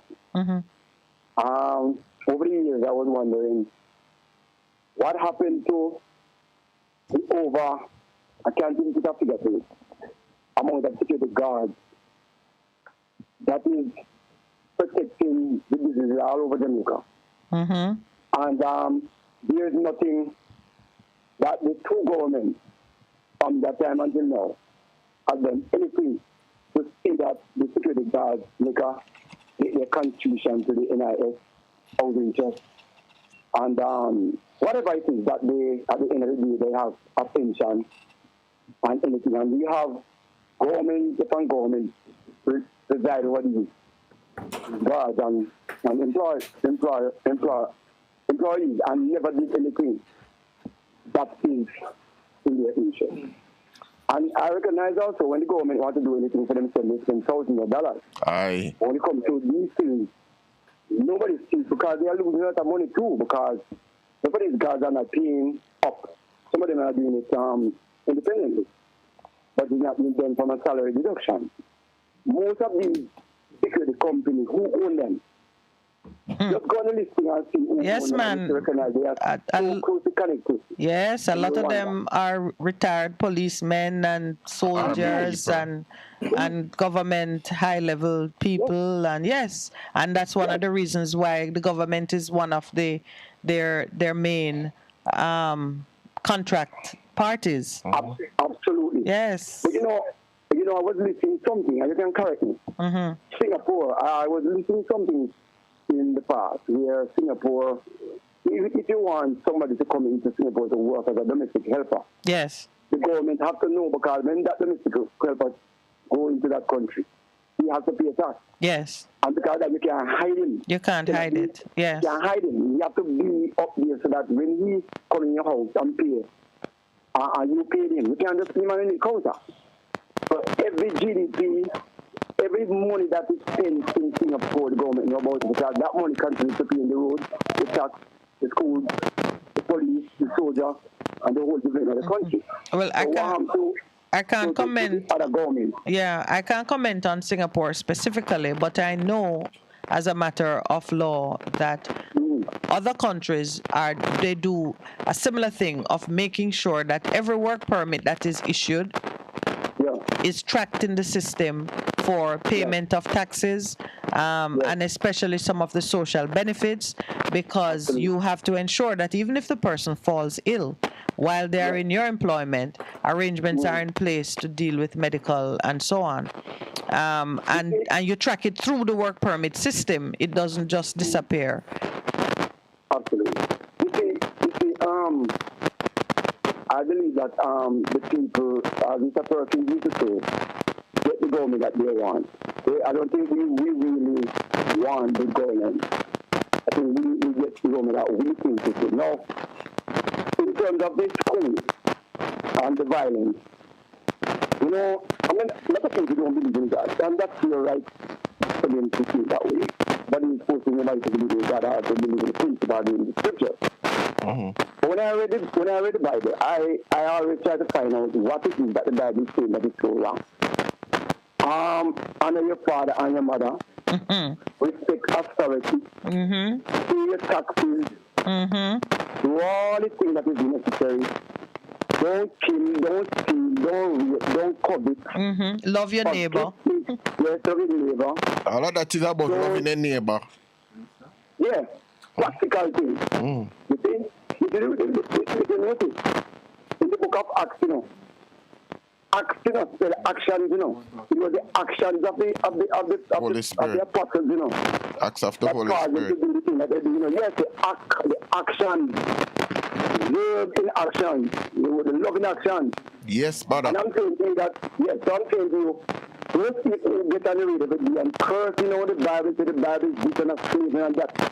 I have seen so much things that the Bible has said that if we follow today, we would have been a better nation. Because when I used to go to school, right, and we used to have devotion. Yes. We could not miss it. And it was a form of discipline. Because here you did check your fingernails, you check to see if your hair will comb properly, you check to see if your tie properly, have a proper uniform, etc., etc., etc. Now the government have to do, including the Ministry of Education, is saying teachers, you have to feel and go and say and the children and take over. Now, whatever is happening in the school today, my daughter, I have a degree in teaching. Yes. And it's been 4 months. And I can have to come out of that. Wow. She out of that in 4 months. No, my daughter not going to go through that. Just the experience, having studied for it, the experience of it was off-putting. It was scared because when you recognize what was happening in the school, yes, see, and see how the government treated the teachers, yes, and the students have all rights. Why would my daughter go into and put her right? And indeed, why would any parent encourage their child to pursue a course of study that is gonna give them pain? And see, the gentleman was asking earlier, what's the point of education? If education can't move you into a better position than you previously occupied, what's the point of it? It would have failed in its purpose. It is the harmony between the spiritual and the physical. Yeah. And when you go to school, teachers set discipline. I'm saying, yes, I agree that we were abused when we were to school by many teachers. And sometimes we are so skilled that we can't even get to learn properly. I understood that. But when a teacher is at school and a child can get up from out of a chair and go and rub off what is written, and it just tell you how the children are thinking. Yes. And they recognize that the teachers cannot touch them, so they do just about anything that they think that they want to do. And then we are asking the teacher to do the male and the female, which is the first manager, the first teacher, the first pastor, the first manager that is in the room. You should have done that before they leave the room. Right. So we're putting a greater burden on the teachers. I want to share something with you based on what you raised, just so if it is of interest to you, you can benefit and others may. Concerning the plight of our security guards, in the case that was decided recently, the evidence was put before the court to show that in 1985, December 1985, the Commissioner of Income Tax issued a letter advising that security guards were independent contractors. So it was the government itself that set that in motion in 1985. No doubt they had been lobbied by the owners of these businesses to take away from the security guards whatever coverage and contribution they would have, because they have always been employees in the ordinary meaning of the word. So in 1985 that was done. Later on, so they were relying now on the security guards to make the contribution themselves. Of course, these people being paid so little, that wasn't happening. Later on now, let me give you the year when that happened. In 1998, the Minister of Finance, who was then Dr. Omar Davis, met with the executive members of this industrial security force and came to an agreement that the employers would begin to deduct from the wages of the security guards the taxes and fees that were payable. So first they made a deal that to treat the security guards as independent contractors, thereby relieving the employers, the companies, of making the payment. And when they were not collecting enough money, they then came to a fresh agreement now for the companies, the security companies, to make the deductions from the wages of the guard. So you deduct it at source. So now the employer is collecting tax on behalf of the government. It is not being deposited at the respective organization, public organization like NIS. Apparently, I'm sure that some of that was going on too, because the guards, the companies are complaining now that government owe them billions and have not been paying them. So it's one of those things where I'm going to call the princes of the land and the government conspire to leave the security guard out there in the cold. You don't cover him with the welfare things you should pay, and when he's not able to pay it himself, you then come to a fresh arrangement to take it out of him by force. And then now, if it wasn't that NHT had a need to refill their own purse, this would not have ended. This had been going on for 31 years. One quick more point. Yes. Now, in terms of the school that I was making concerns about it, I'm saying, how can we fix what is going on in the school? What can we do? Because even the security guards who were on the compound that incident took place recently, I guess that even if they want to do something irresponsible, because just one of those children, the police will come to arrest you. Yeah, and we don't want a situation where anybody can touch the children. Right. So that's not an option. But you know that they were gathering, and they were going to play a match, and everybody was gathering. You can see the crowd was moving in a sort of position. And they were going to do something. Then I was asking myself, we were the security guards, we were the teachers, we were the guidance counselor, we know all these things, we're there, but guess what happened? I guess that they're so scared that they're so scared. Yes. Yeah. That here, so if they hit that girl and try to push her away or anything like that, then teachers will be charged and security company will be moved and all these things. So it's a kind of a sort of a fear. Situation. Well, let me tell you, you did a good thing telling your daughter to remove herself from a situation in which she was not comfortable or safe. I'm assuming when you did it, you know she would not starve. No. I believe that every Jamaican is coming to the point where they have to choose life and dignity over the slavery and the abuse and the oppression that is being meted out to us at every turn. Every turn. Persons, you have to choose life and basic human dignity. You have to choose. And I couldn't allow her, and she's better off now. She's 150% better off than if she was in there because they were paying any money. Yeah, but that's why, sir, we can't help but emphasize the need for families to pull together. Because if you couldn't guide her, one, by giving her the good advice, and then two, be in the background as a safety net so she could exercise that independence and boldness to take the decision. Yes. We have to be doing that for one another. We have to be able to do it for one another. Absolutely.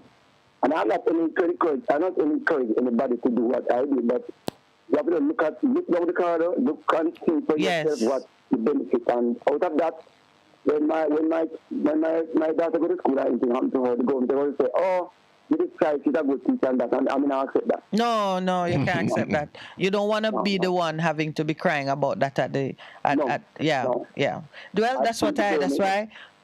Choose, Make your choice. Make your choice. I think the government come together now and do something special. I don't know what we're going to do, but there's so much different group and people come talk and nonsense. I mean, some people coming from some high echelon of society and talking about some problems in a psychology, but they don't even start talking. I don't know what they say, because when we used to go to school, we used to be ourselves. We would never look at a teacher. Yes, right? and behave certain ways. I'm not an old person. Not very long ago that happened. Yeah. But my brother, you see how during COVID, when people thought there was a threat to their life, how they stayed in their homes and they took certain precautions. I will keep my child at home. I'm not going to send my child out to be killed. Absolutely. And none of us want to be in the position of that parent who was looking at a door and imagining the worst and fire through the door and end up killing his son. We do not want to be in that position. And that's where you're going to get to if you keep accepting the less than situations, if you keep maintaining silence when you should speak up, if you keep accepting things that you know are unacceptable and are wrong. You're going in the wrong direction. And you know what also I don't like, and I heard last week on the radio. I think it was Friday, I about where an interview was done on that was a nationwide about and the gentleman said that free access was allowed for the girls, but yet they were done on the boys. Now, if you look generally in Jamaica, women are a part of crime big time. Yes. But the society tends to just think about the male. And where we are paying emphasis for the male, the women are sitting in and doing their part. And I agree that both female and male are sinners, and we both do wrong. Why is it that everything that men do, which must be highlighted, I agree, why are we so cautious about the women? And about going on the buses, and when the police go on the buses, the school children are carrying the weapons. Yes. Right? But this is something that is known. Why are we know the women group and the women is coming out? You see what happened what happened that is it Kingston Technical? It was a female student who fatally injured another female student. So this is not a time to have gender considerations that don't make sense. No. Male and female are sinners, and they both do wrong, and we must deal with it from that point and stop. Pick up one and hit on the other. And hit on the other. There's no equity in that. I agree with you. Thank you. You're most welcome. All right, thank you. But what is significant is that the person out in the street is seeing it. You know, when you play cricket and them say you're batting long enough, I ain't seen the ball as big as a breadfruit. You remember that, producer? Yeah, man. Yes, man. Is this the same ball that you missed so many times when you made your record at Calabar? Yes, man. That same ball. No, that same ball. They seen what it big as a breadfruit. Are you? Oh. They're seeing the issues as big as breadfruit now, and they say, no, man, we have to go back to the simpler things and deal with things simply. And I'm not knocking education, don't get me wrong, but some of the things we have put out there, and there are simple, common sense solutions that can fix the problem for all of us. Good morning and welcome. Morning, sir. How you doing? Morning. Morning. How are you doing? We're good, Rusty. Yeah, man. Police, people always in a police, police after make so much mistake and kill their own family. Remember last time the one that locked up in a car and suffocated, you know? The child. Pressure. Huh? The child. No. But if you live in a house, man, you got your family, man, and you're rocking out that door, man, you cannot sit up and fire shots, man. Yeah. That is true, but I don't think that's what happened in Portmore. It is what happened. I'm just reporting as I have heard it. There was a conversation between husband and wife that someone was breaking into the house, and the child was believed to be in the house at the time. Yes. So the question is, when you hear somebody is coming in as an intruder, do you have time to check for where everybody is in the house before you take a decision on what to do? We're not there, so I don't know even how that works, the size of the house, you call out, what you do. But isn't it a terrible situation, Rusty, to know that you think you're protecting your family and you end up killing one of them? But not checking, can cause a problem, Of course, but I don't know that if it is that... Not at the time to check can cause a problem. Yes, that's true. But you always have to be choosing. Can I spend the time to go check and something worse happen, or should I take a decision now, feeling confident that as it was last night, so it is tonight. Child was in his house, in his bed sleeping, and that's where he is right now. I don't know. It is not a decision I would want to make. What about you? No, No, Sam. My thing is, me living in my house with my family and 3 or 4 living at the house. Yeah. I'm here rocking out that door. Me now just get up and fire shots, sir. Okay. Because children rude and they will come out of the house, you don't know. When I look a boy, I grew up, Yes. With my when I look a boy, I grew up, my grandfather was a churchman, And hello? Yeah, man, may I hear you? I'm hearing you. I'm hearing your confession this morning. Hello? I am listening to your confession, Rusty. Go and tell me what you used to do that the churchman never allow. When I was a little boy growing up, my grandfather was a churchman, Yes. Was a deacon. That man was a deacon in our church, and he was a very strict man, Mm-hmm. You couldn't go to the house, when night come, You can't make night catch you out the door, because if you stay out the door, and him lock for him do, Nobody come knock, I'm now walk me. So what you used to do? What did you do? No, but you used to thief out of the house. You used to thief out of the house because party I keep up at the crossroad and hold for people up there. I'm in a house. You used to thief. I'm down a yard and I hear the music. I play me thief out of the house, But wasn't it a different time then, Rusty? I mean, were you in danger getting back in, or even the greatest danger was your deacon grandfather? Suppose him be there knocking out the door, so he knocking out the door, and he just come out there with the machete and chop off me. But was Jamaica a safer place in that time, Rusty? Yeah, Jamaica was a safer place. Yeah, may I ask you, in your community? Yeah, it was a safer place, of course. Yeah, I feel that would have made a difference. But I want to tell you something, and you know this as a parent. Are you a parent? Yeah. All right, you know this as a parent. Many times we set the rule. We know that the child go and break it once or twice. Sometimes we hear him a sneaking, but we just make him come in because we want him to be safe inside. But your deacon grandfather would never publicly, openly allow you to say, all right, Rusty, you can't stay out late on a Saturday night. Him lock the door at the same time.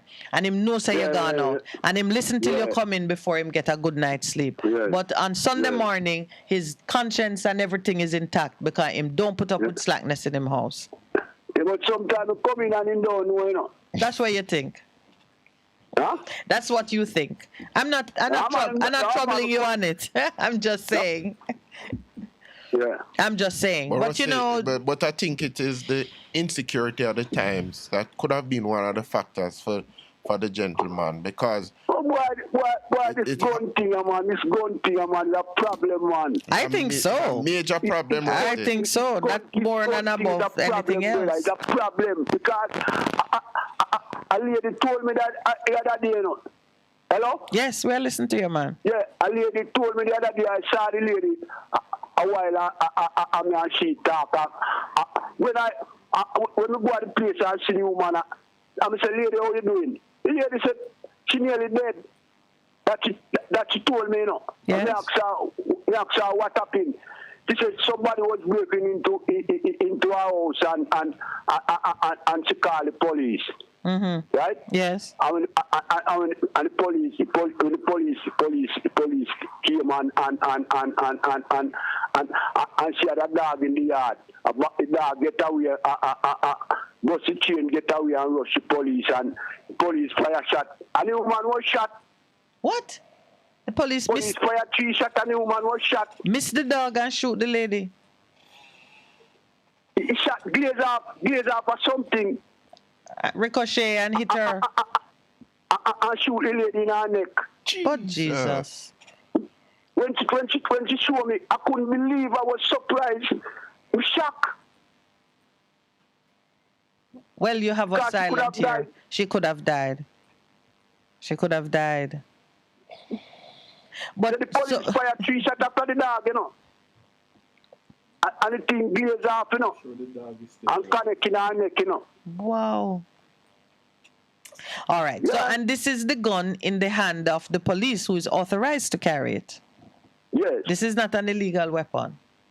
No, it's not an illegal weapon. So, but I take your point that we are at a stage now where we are so dependent on the gun. I mean, oh boy. Boy, it is a problem everywhere. Thank God the lady's still alive. I don't have been another tragedy. You call somebody for help. And you end up get shot. Oh my Lord. So a lady at tell me funny happen. She and her daughter left the house. She actually left and gone over her daughter gone live because she said she trained to go back inside. To go back there, yeah. Because of the trauma and the memory. Oh my Lord. Yeah, she said she trained to go back there. She packed up her things and gone over her daughter's house. Is that in the country or is somewhere in the city area? It's in Kingston. It's in Kingston. Okay. Thank God it's not in the country because... She live in Kingston, but she run a business in the country. Yeah. Yes. Hey, all right, so. Remember it with the statement, people would be free opening door and thing. Yeah. I don't think the police deliberately shot her. No, that's an accident. That's accidental. In that case, we're not putting any blame on the police, or the police deliberately shot her. No, man, that is an accident. Because she said the dog rushed the chain and rushed the police, and the police discharged in firearm by the dog. She shot, and one of them was grazed off and connecting her neck. Yeah, well, okay. But, we know that is an accident, and that even goes to when we say mandatory sentences for gun offenses. If perchance that policeman ended up being convicted of anything, say if she died, and he was not exonerated just by pleading accident, he would be facing a mandatory term. Yes. And I want another little point here before yes, I go. Please say it because we're at 9 o'clock. Yeah. Hello? Yeah, man, go ahead. We're at 9 o'clock, so you have to be quick.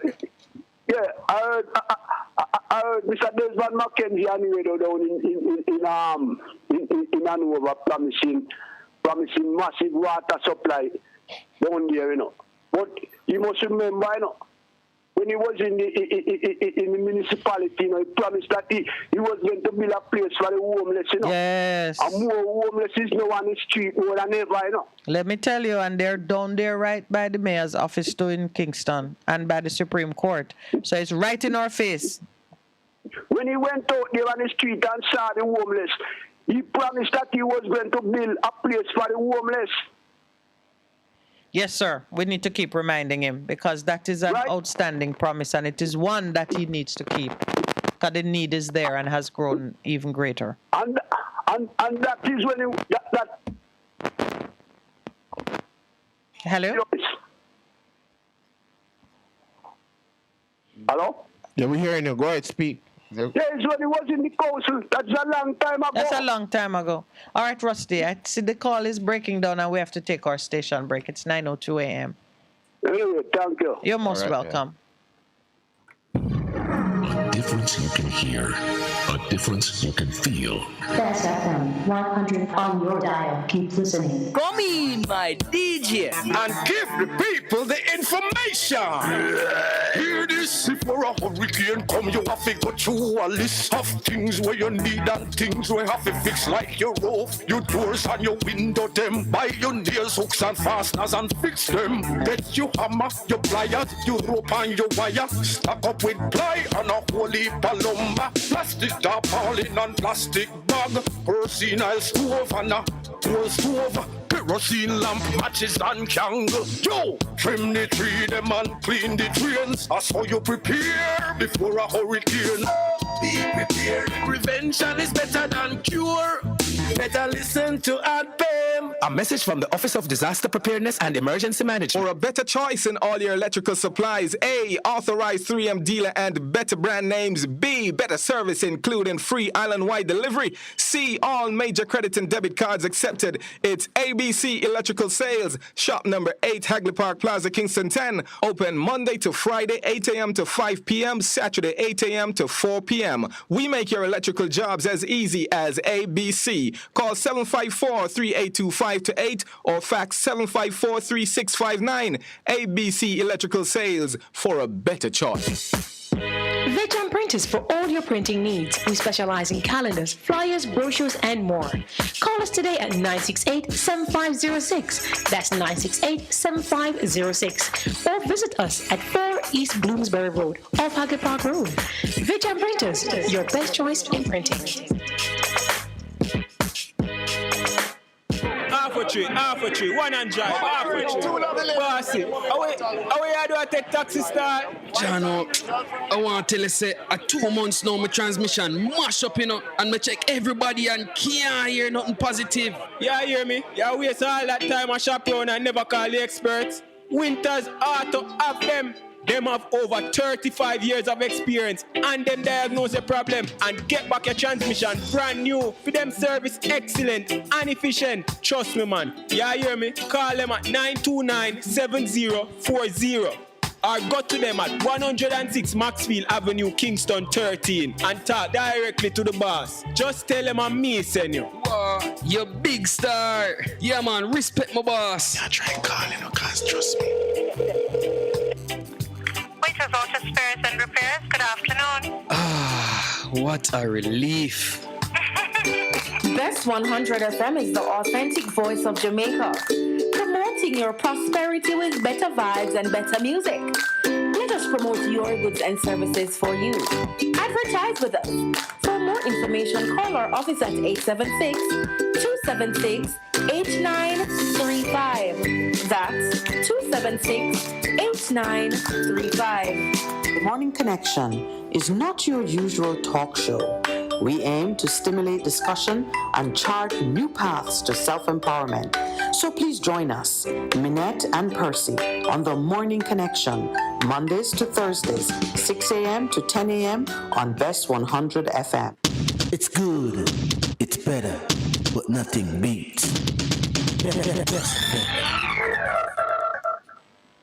Good morning and welcome back. Thank you to the caller for holding. Good morning. Hi, greetings, Queen, and greetings to your pastor. Good morning, greetings sir. to you, listeners of the best radio station. You know it's only best 100 FM, the only one that gives you the best information, the only one that is right, and the only one that is good. Best 100 FM. Well, okay, we have to take that as a promo, you know. Every time he does it, I say I need to pick it up. And the best. It's only the best. Only the best. Only the best. You're right there. Best 100 FM. Only the best. Or the rain street, you know. Why? The rain not treat me no way, you know. The rain not treat the country away where we're just a part of it, but we have a serious problem. Okay. Where the road them is concerned. When we look from Lawrence Taban Square to Glengarth, yes, the way, then no politician no member around here, so. And the whole them get so big. It's an embarrassment, disgrace to see the public road. How it look. Then the garbage bin them now where they're up in the countryside, like the people them go up there when they feel like. And people have business in the square and business in the community, and then garbage line up from this to this and this. So it no look good. Politician, here you just say something. Yeah. Before we come after that. Vermont Avenue in Avondale. I don't know if it's National Water Commission responsible. They build some new apartment down between Vermont Avenue, Vermont Avenue, and between Avondale Drive. There is a huge hole cut out in the road. Right now, water they take clean it. And when people go through them, I feel slow down to mash up them front end. I don't know, as I said, if it's the public, the National Water Commission are the people who are responsible for the apartment, but the apartment done long time. And that hole in that road for months now that need to get attention from whoever responsible for the road. Good. Then, I hear you talking about Desmond Mackenzie saying I'm going to be the place to put homeless. Yes. Desmond Mackenzie look like he care anything about Jamaican people, whether they're homeless or them are homeless. Them not care, any of them care anything about Jamaican people. Down in Maiden Lane, Wildman Street, all of those streets, Gold Street and them streets downtown, where all of those houses that have been there for years, 10 days. But them no good. Would they go there and get the hospitals repair for those citizens to live? No. The mayor of Kingston, they don't care about the citizens. The government works. Because if you don't have big bank account and it's Michael leaching and this and that, then nobody care about you. You have to be in a position in Jamaica for somebody to recognize you. It's so sad.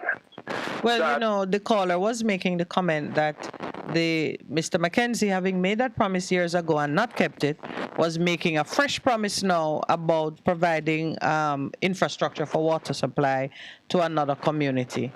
Yes, they need it. There's a lot of things needed in Jamaica, miss. We are not only that, most community people need help, and there's nobody to go there to help them. All right, the farm road. Yes. For instance, Glengarth is a farm community. Used to be the best.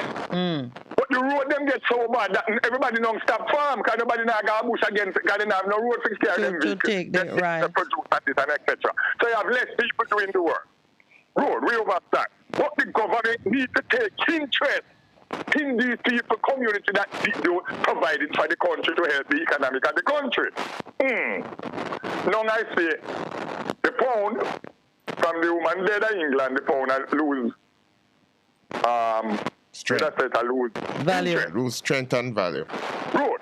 So where that happen now, in Jamaica now, after when that take place and the other money them lost them value, what happened to Jamaican citizens? All right. I go back and I say them find gold, some Canadian company find gold in a place named Cape Town, in a St. Catherine. Yeah. How the government of Canada end up finding gold in a Jamaica country? How? Why are the Jamaican government finding it? Why is that Jamaican people responsible for it? Why is it a Canadian company responsible for it? So everything don't have to take out the Jamaica instead of Canada. Wow. So in every turn you turn in Jamaica, there's nobody to represent Jamaica country. Yes, nobody. Well, all right. Listen good. I lied down yesterday morning in my sleep. Around like me after 5 o'clock, I said, jump up out of the bed so fast. Come to see God said to me, hear me. Jamaica is a 10.2 magnitude earthquake. Hear me? No, they can't manage that. He said, yes, 10.2 magnitude earthquake. Kiss me, mama. People of Jamaica, you hear me telling us that the only parish I go left I send Manchester. And a joke thing. A 7 mile of tsunami in every parish, you think going to get off on the hurricane? Oh, no, get to it. Because just to me, probably has 2 of them meet up in Jamaica one time. Because what Jamaican people and government do, it's not right. The thing was just to me again, Charles can't rule over Jamaica country. Because Charles them generation is what? Rob the wealth of the Caribbean country, take disadvantage of the Caribbean people, and they cannot continue to run Jamaica country. The government needs to get away from England. But no, they don't want to get away from England. So guess what I know? As Robert Nesta Marley said, total destruction is the only solution. And you're talking like kingdom come, nobody listen. Nobody pay attention, nobody want to make no changes. So we have to make the changes ourselves. So all I can tell Jamaican people, those that on the north side and the south side of the world country, when you get to yourself, move from it. People will live close to the seashore. When you see what takes place in Florida, make that be a warning to who know Jamaican Caribbean people. Because if that hurricane did stuck at Jamaica, may the Father have mercy for you. Because I'm going to see in Florida right now, place cut off from other place. Yeah, man. Road damage. Road collapse. The road them steer. Yeah. Houses. But just imagine a 10.2 magnitude earthquake hit Jamaica. You don't tell me now, be honest to yourself. You don't think you can able to manage it? Well, I know that you're not going to be like a Jonah type prophet who carry the bad news and then want to see it come to pass. The people will repent. No, it have nothing to do with repent. No, miss. Always it has something to do with repent. Listen this. I want every person listen this. There is no one in the world that have sin. Why you listen to me. God died on the cross, which is I am who I am, Yeshua, take away the sin of the world. What he gave people is love. And love is what people doing wrong to one another. Sacrificing baby, drinking baby blood, all kind of evil, killing one another is unlove. And those things cannot overlook. You You cannot. England will pay for it. America will pay for the evil with them to the world. America is what started with England and Rome. So if America sit up that thing, people going to get to it. He make a stand mistake. Yeah, but we're not talking about. We're not talking. Every single country will take part in the new world order. They might go down. We're not talking about. One destruction I eat them. All right, my brother. So they can't escape it. We're not talking about the guilty escaping, you know. Talking about the mercy. We're talking about the righteous being saved by the mercy of God. No, miss. The righteous, just search, and he couldn't find a single one righteous.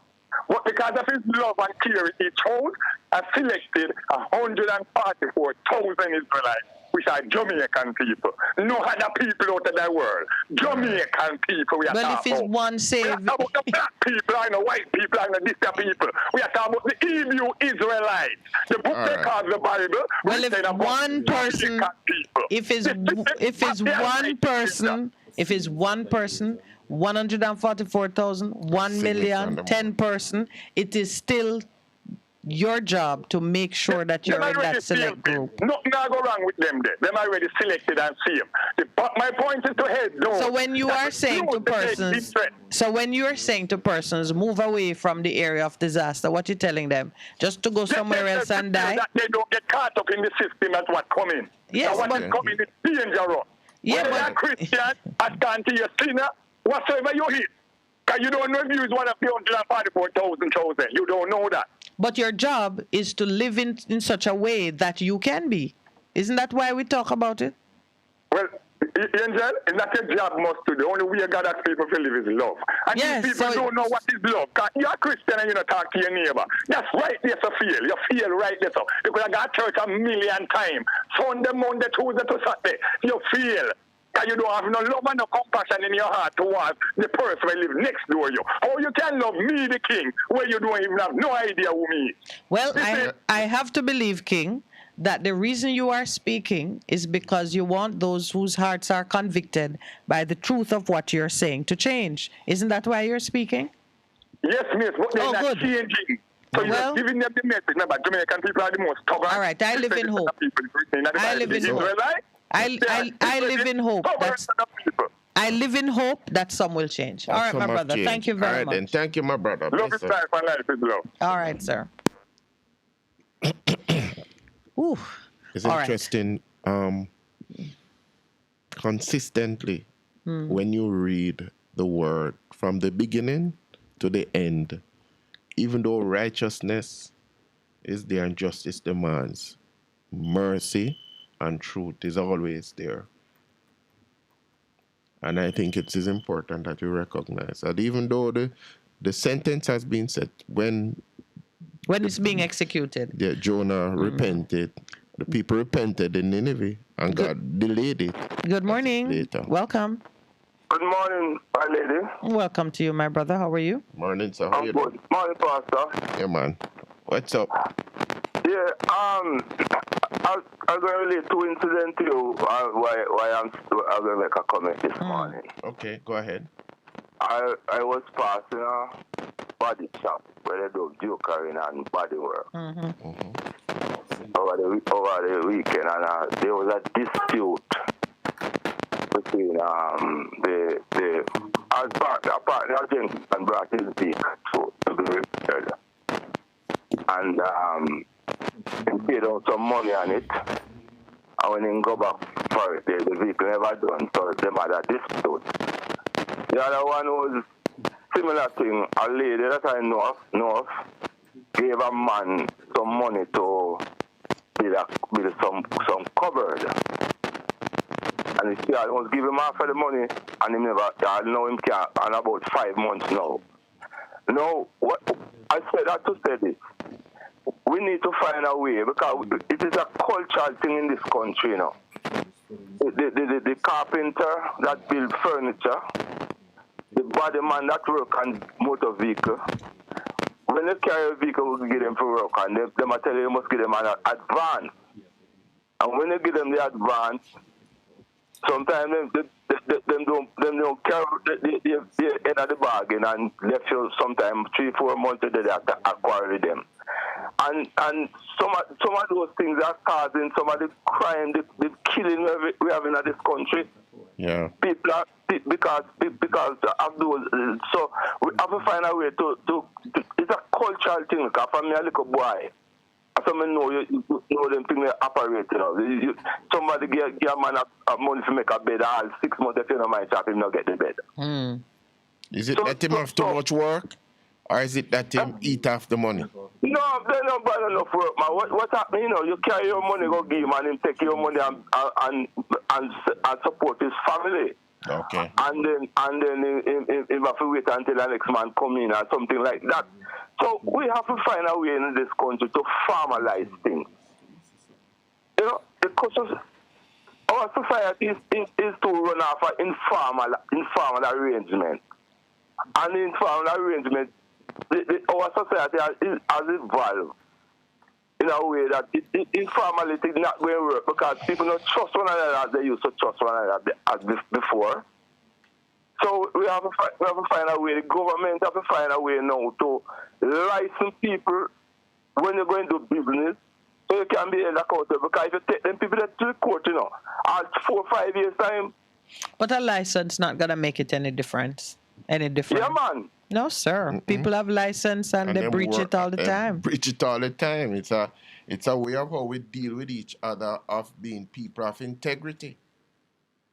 Because I know people that them have shop front there, companies legal, you sign up, and still they tell you go and get the service in a month. You wait 3-4 months and still nothing on there, and they're going back and there's no explanation. And so it goes deeper than that in terms of how we see each other, how we deal with each other. Bob said man to man is so unjust. A lot of the injustice in terms of the relationship is what is called the spillover, as you might say, in terms of some of the things we're seeing. What do you think? Yes, but I believe that if we formalize things, it might not solve all the problem. But I think we're just disagreeing with you that the problem is caused by the lack of formality. It's not the informality because you said what the person does.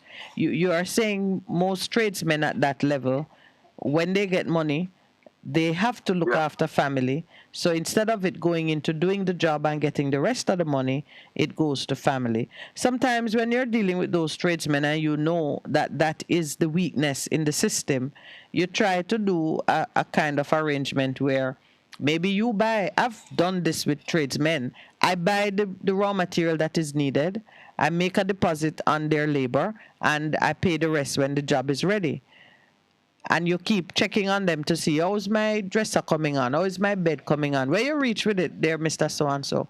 Sometimes that's what you do to kind of help to impose the discipline. It's a lack of discipline because I don't begrudge a man taking the money and buying bread for his family. That's why he works, to feed his family. But when this situation is such that, they don't have enough work, or they don't get enough monies off any one job, I like to do material and labor arrangements with tradesmen.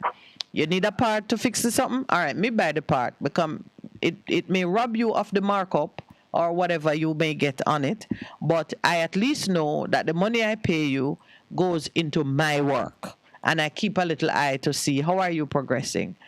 Yes, I agree with that suggestion, but I'm looking at I want this country to be more formalized. I don't know. That is there are some areas that require it. Yes, yeah, but I tell you, when the hard position change, you will find that everybody want to be more structured in their arrangement because you're gonna want to make sure that if something happened to me, my brother's job can be tracked because my son have it or my daughter have it or whatever. Some just better planning to make sure that people are not inconvenienced by our difficulties drives us in wanting to be more formal. I'm saying, this society or the system, the government, you see, is not playing a role into how they organize the people. And the people, to me, the people is sort of left on their own. And because some of the things where you hear people talking on the street, you know. Yeah, I'm going to mention the lawyer that defend this guy that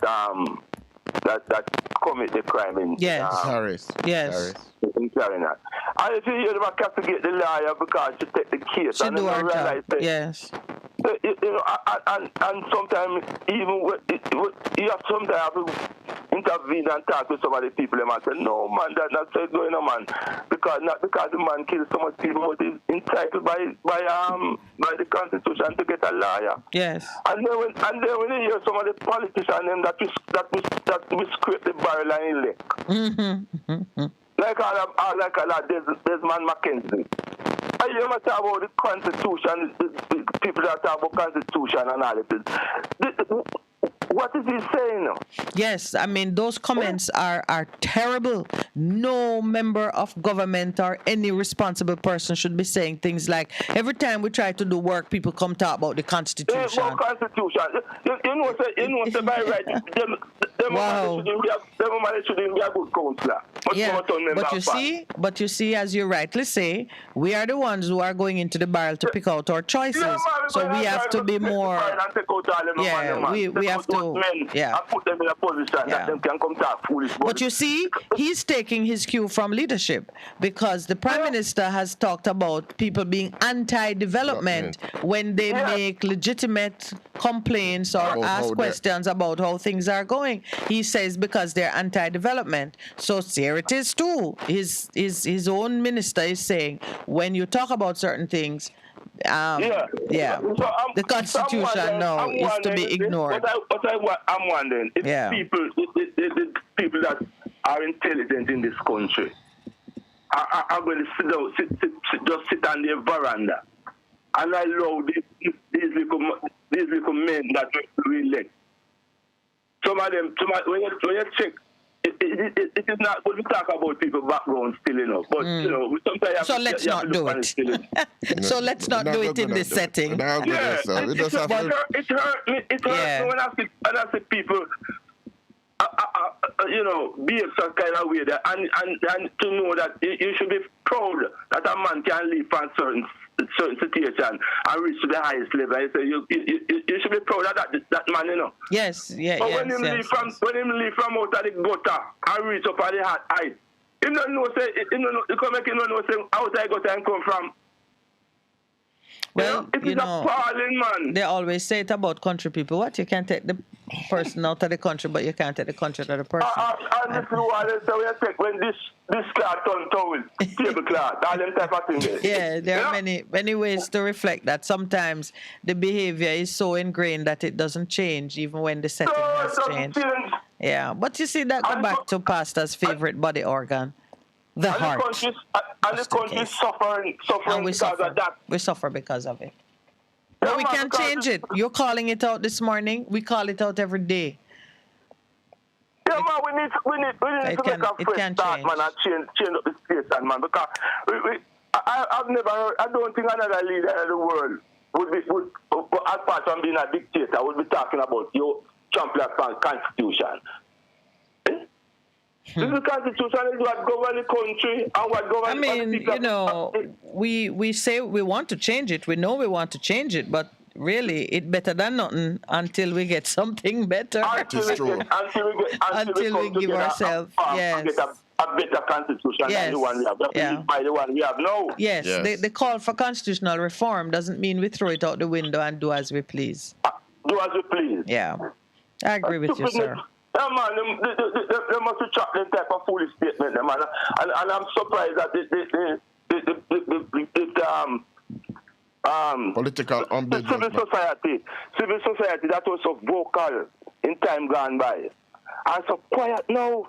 Well, listen, look at what has happened to this young lawyer, Isat Buchanan, who used some unpleasant words to describe the DPP's conduct. It is true.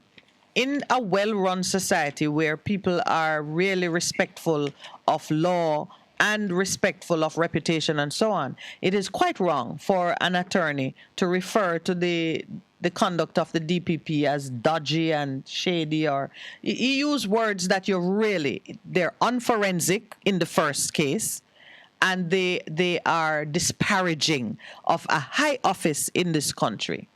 But it should be sanctioned for using those type of language, man. And he will be. But here it is, you have a lawyer representing the interest of a client and using very colorful language to describe behavior that he found reprehensible, and he is being sanctioned. He will be sanctioned. He has been found guilty of professional misconduct. Yet we have government officials, we have the Prime Minister does it, we have every kind of person in public office speaking about the Jamaican people in a disparaging way, describing processes in a way that really shouldn't even be used in polite conversation. And inciting people, you know. And absolutely. And creating every kind of distress and nothing. Yeah, because when them come out and talk all them things, you know, and somebody criticize them, if you don't mind, that person's life is in danger. Aye. That's where we're going, you know, Bridget. Yeah. You have to be careful. Yeah, man, you see, I'm talking because so that double standard is... Maybe that's why them stop talking, you know, because when you talk them type of thing about them business on the side of criminals, because the people them don't agree with you, walk around and scrape up poor people, pick them and put them in that truck and talk about you have state of emergency. Yep. And when those people talk about it, that is wrong, because that they just say you're supposed to do. Those people like may be in danger. Yeah. Yeah, that's true. Yeah. So that double standard needs to cease. You can't punish a man for saying something which everybody else is thinking and saying in an area where they're untouchable. A lot of unpleasant things have been said about the DPP. Shady and dodgy is the least of it. Yet he used those words in a context and at a time when it should not have been said, especially by a man who is a member of the, you know. Well, I'm disappointed in that youngster. I'm telling you the truth. I expect him to say something like them. Yeah. All right. But based on his history. Yeah, but he too may have fallen prey. He too may have fallen prey to taking his cue from what is going on generally, where we disparage each other and we're careless in our talk, and we bring sacred things into disrepute with impunity. And he does this, but he does it in a context where he's being held accountable. Would that we could hold others accountable? Yes. Ever listen to debate that takes place in the House of Commons? All those men can use some colorful language. That always amazes me. I'm not gonna call you a thief, but it's far from being an honest person. Yes. That's the artful use of language. Yeah.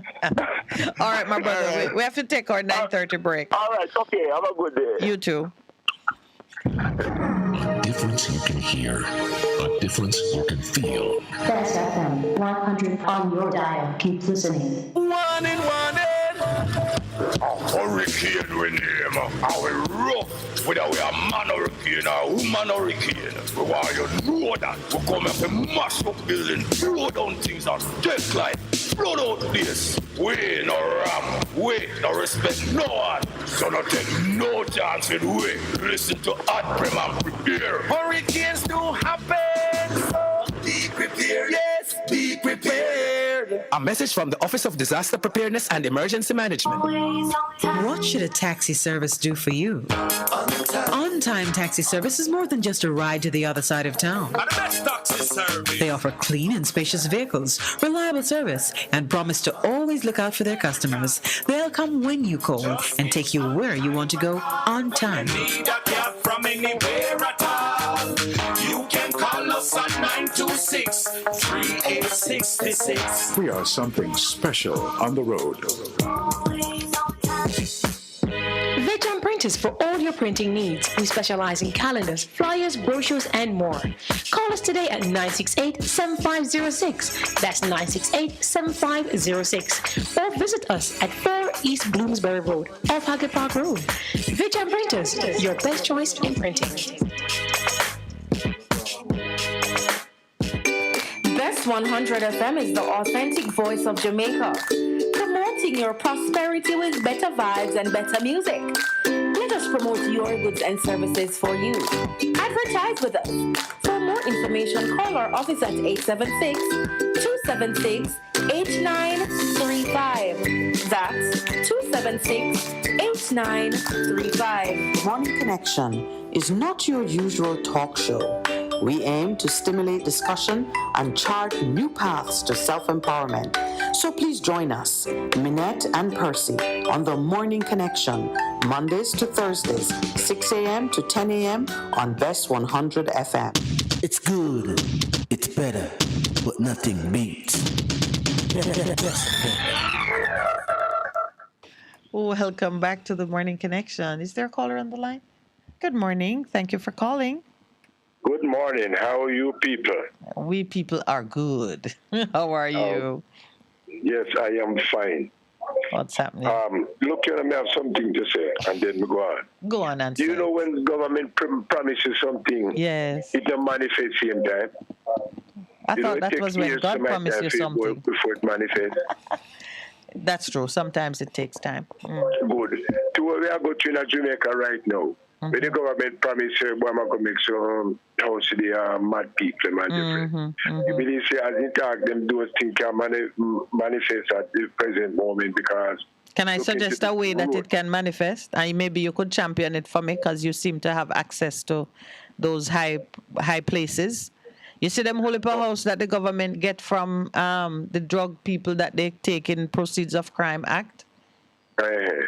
Let them refit a couple of them and make them available for people to occupy. The ones that are staying empty or are being occupied by unauthorized occupiers. Well, I don't know how that's going on. I don't know how much house him takes. Holy man, billions of dollars in assets are going in Jamaica, right here. You know that homes, they take cars, them have bus, them have land. Even some of the land that they get, they could give it to one of the charities and let them build something. All right. Recommend it for me now. Good. Well, that sound reasonable, and we're not gonna fight on that because if the government have anything when and lock it up, yes, and when it could put to the good use, yes. Well, I would do like what you're doing. Yeah, man, I love you for that, Sheppy. Oh, good. Tell me something. Yes. Do you know this place called Manly Meadows? Yes, sir. Yes, I do. Do you know it? What it is recommend for? No idea. Sure. I know where it's located. Give me the history. It was the place that they call with Bellevue. And many of the lands, yeah. Big net boy, them take it away and put them big house on it. And then instead of now you have the poor people on the street because when I go downtown, you see? Yes. In the 70s, I see in a coronation market, some madman me see there. With some things on them foot. Yes. And the people have to be beside them because they can't touch them because them, you know, them you know, them, I don't know the word to call vicious, yes. Put it that way. And when we check it out, instead them look at the boy, make we make those house, make we elevate on it. Yeah. And all they know, them just take it for themselves and just look and just say, well, boy, look here, things that running right. And it will continue until when God help us. Because I remember when Mr. Siaga was when he win in the 80s. Yes, sorry. In hand cart man to take out the madman them off of the street, you know. And when somebody guide you know, like if them can bully you, they say, go in that cart. Yeah. They say, whether you go in that cart. And when you look, they carry them go down there. And when they fight, say, the man, them say, me no mad. I take it, I put in a cab, become a beam, I go beat me up. So, my first start those programs. Yeah. And all right, let me share something with you. Oh, no, I just want to tell you that Mr. Chang had come out on the 31st of July, 2022, and said we have well over $1 billion of real estate. Yes, and people were shunning the purchase of those. 1 billion. This is Mr. Chang in Jamaica. We not reached trillion yet, but the way crime ago, that is possible. So go on, finish your point. You know that just a bullet, when a man get a bullet, it costs, I don't remember how much told that they cost him to take him to the hospital for the doctor work on it. But I did challenge the doctor one day. He was on a program, and when he tell the house, said, yes, man, it's true, he's talking. Yes. The man's friend tell him what they had. Just ask a medical doctor, ask him when a person get a bullet, how much it costs in a hospital to assist that person. And when I really look to really see what's going on in this country here, why, it's really, and why, look, I'm going to say something here, man. Yes. Let us all talk to the guys that are there, we have killed people. I said, look here, please, we are begging now. We can't live like this. And that you must comment on it now, man. Instead of, man, we are dependent on the Queen. The Queen was here long ago. Me one on the radio. The Queen dead. Nobody is depending on the Queen. The one that talk about the other day about and when he's a liar, I mean, they go ask me stand the same program here, and me crank up to call him. The guy cut me off in the night. He come and go ask him, said, if you are going to represent me, I'm a killer man. Oh, you going to talk on my side, or you going to talk on that person's side? You mean as a lawyer? As a lawyer? Yeah. A lawyer will represent the client, and even if you have confessed that you are guilty of a crime, the lawyer's responsibility is to get the best result possible for you within the state of the law. Your lawyer should always speak for you. So when he's telling about colonial days, those are coming from way back. So come and tell me, so boy, you're not go that way. You're not going to go that way because of what? He might come tell you what happened when the Queen them the door within the door and the man slave they do it. And you practice the same thing where the evil where they put upon us. Yes, that's why the Bible tell about the liars and the doctors. Yeah, well, and he not go that way. Well, they look and spread rumor and give the guys in ignorance. Well, I mean, like we speak truth. Let us come be truthful. We speak truth. If we not come be truthful in Jamaica, God, I mean, we can have war. Yes, as my friend said earlier, it would be complete destruction, total destruction. All right, my brother. Thanks for sharing. All right, Chippy. Yes, sir. Good morning and welcome to the Morning Connection. Good morning. Good morning. Some of those madmen that was down in Kingston Coronation Market in the 70s were spillover from the 60s. Okay. You get my point? Yeah, I think I do. Oh, madmen live long? Madmen live long? Yes, longer. They can drink and eat anything and still stay alive. No, I'm talking about... That's serious thing. What I was saying is Bakawal. You remember Bakawal who bulldozed that place and built Tivoli? Yes, it was. A lot of people mad from that situation. Anyway, I should me I tell that. Yeah. I know that my call, but now hold the call from morning to talk about where Desmond Mackenzie talked on national TV last night. It's a disgrace to hear a man like that. A black man, a Negro. And when a blackest MP we have, come and talk when talk. You listen news? Did you heard it? I heard some of it, but what part offended you the most? Because there were every single part. There's no way, and so far, I don't hear no human rights people come out and look out on him. That man not supposed to be an MP in this country. Impossible. Them can't get to make them kind of speech against we. It's not right. No, me, I wonder if me did hear the speech. If you have those things on your mind, you talk it in your house and amongst your friends. What did he say? All right, tell you what. Let me revisit what he said so we can have a sensible conversation about it tomorrow. Because you're not repeating what he said, but maybe you could tell me what you thought he meant. What did you get from it? Because now me doubt me did hear him speak. No, when I talk about yes. is that them claim say because of human right they can fix crime in this country. Oh. So that's the part I'm talking about. So how is that the worst thing you've ever heard him say? I mean, we're talking Mr. Mackenzie. Well, if you want to trample upon my right, this is what they want to do to fight crime, and you have police and soldiers to fight crime. I mean, you know, what he's betraying is a thinking that you could be very heavy-handed and punitive and it would have an impact on crime. They are already heavy-handed and punitive and it's not having an impact. Look. Because he's saying we could do worse, but we have to be mindful of those who are watching carefully on the human rights front. And, Miss Minute. Yes. If you follow the crime, the killing in this country, most of the killing are gang related. People that are breaking the law and they break the law amongst themselves. Yeah, they say that. Yeah, most of the killing is those type of people. Well, like the killing with the guy where kill the 5 family members. Yes. And those that's different. Right, but that's not in the. But you know, I think. There is a need to look beyond just the organized crime, gang-related overflow that you see, and consider that it has extended to the point where persons, even in what you just said now, ordinary situations, are overreacting.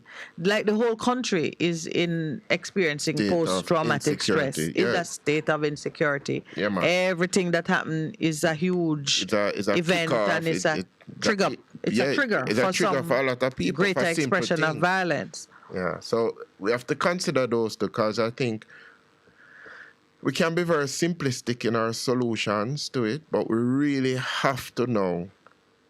I would suggest come together, look at the things, and begin to really go after what are the core issues in terms of what is What am I saying? crime. What I am saying is that you can fight crime and get rid of a lot, cut down the crime without trampling on the human rights. And we agree with you. Yes, but we have to do it that way. There should be no trampling of human rights. So when him want come say you can't do it because innocent people are dead. So my point is most of the people that dying from the gun violence aren't innocent people. Yes, I get that point. All right. Me can tell you that. Yeah, I get that point. That is the part of me I talk Yeah, about. Most of who dying from the gun violence are not innocent people. I realize. follow this violence from when. Yeah, I realize that that's what you're emphasizing. Yes, all right, my brother, thanks for that contribution. We have one more call behind yours. Did you have another point to make? Yes, I need to talk about a guy every time oppose this government. All right, we're going to have to do it another time though because I have to take another call. And Big Chuck. Big Chuck. I want to talk to him one day. All right, I'm sure he'll find you. Big Chuck. Yeah, man. He's a big truck. I want to find Big Chuck. Thanks, my brother. Good morning. Welcome to the Morning Connection. Good morning. Good morning. I must start by saying it's well known that hindsight is 2020 vision. It's 2020 vision. And therefore, the mistake that the gentleman may make over Hershire, yes, I would say it could happen to me. I don't have a gun, and I don't have a gun, but I think it could happen to me. Could happen to me too. A lot of people, I don't think they have been realistic or have been objective. One, the youth is not known to be a person who goes at all. Precisely, yeah. And I have a situation right here in my house where there's a young man here, I hope he's there. And for more than 2 years also, more than that. In fact, he never goes, as far as I'm concerned.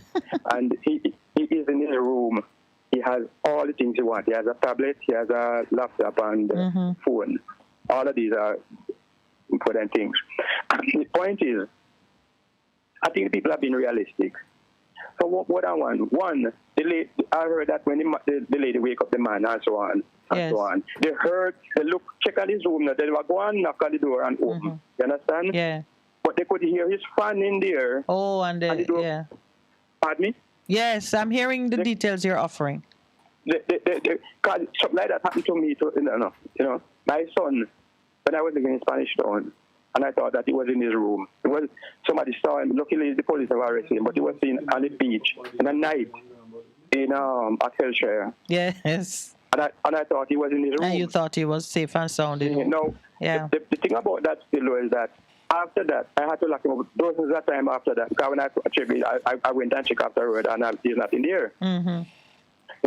Suffice to say, he inherited a lot of money, $1 million, and he wasted time to can buy a gun and police arrest him when they were about 17 or 18.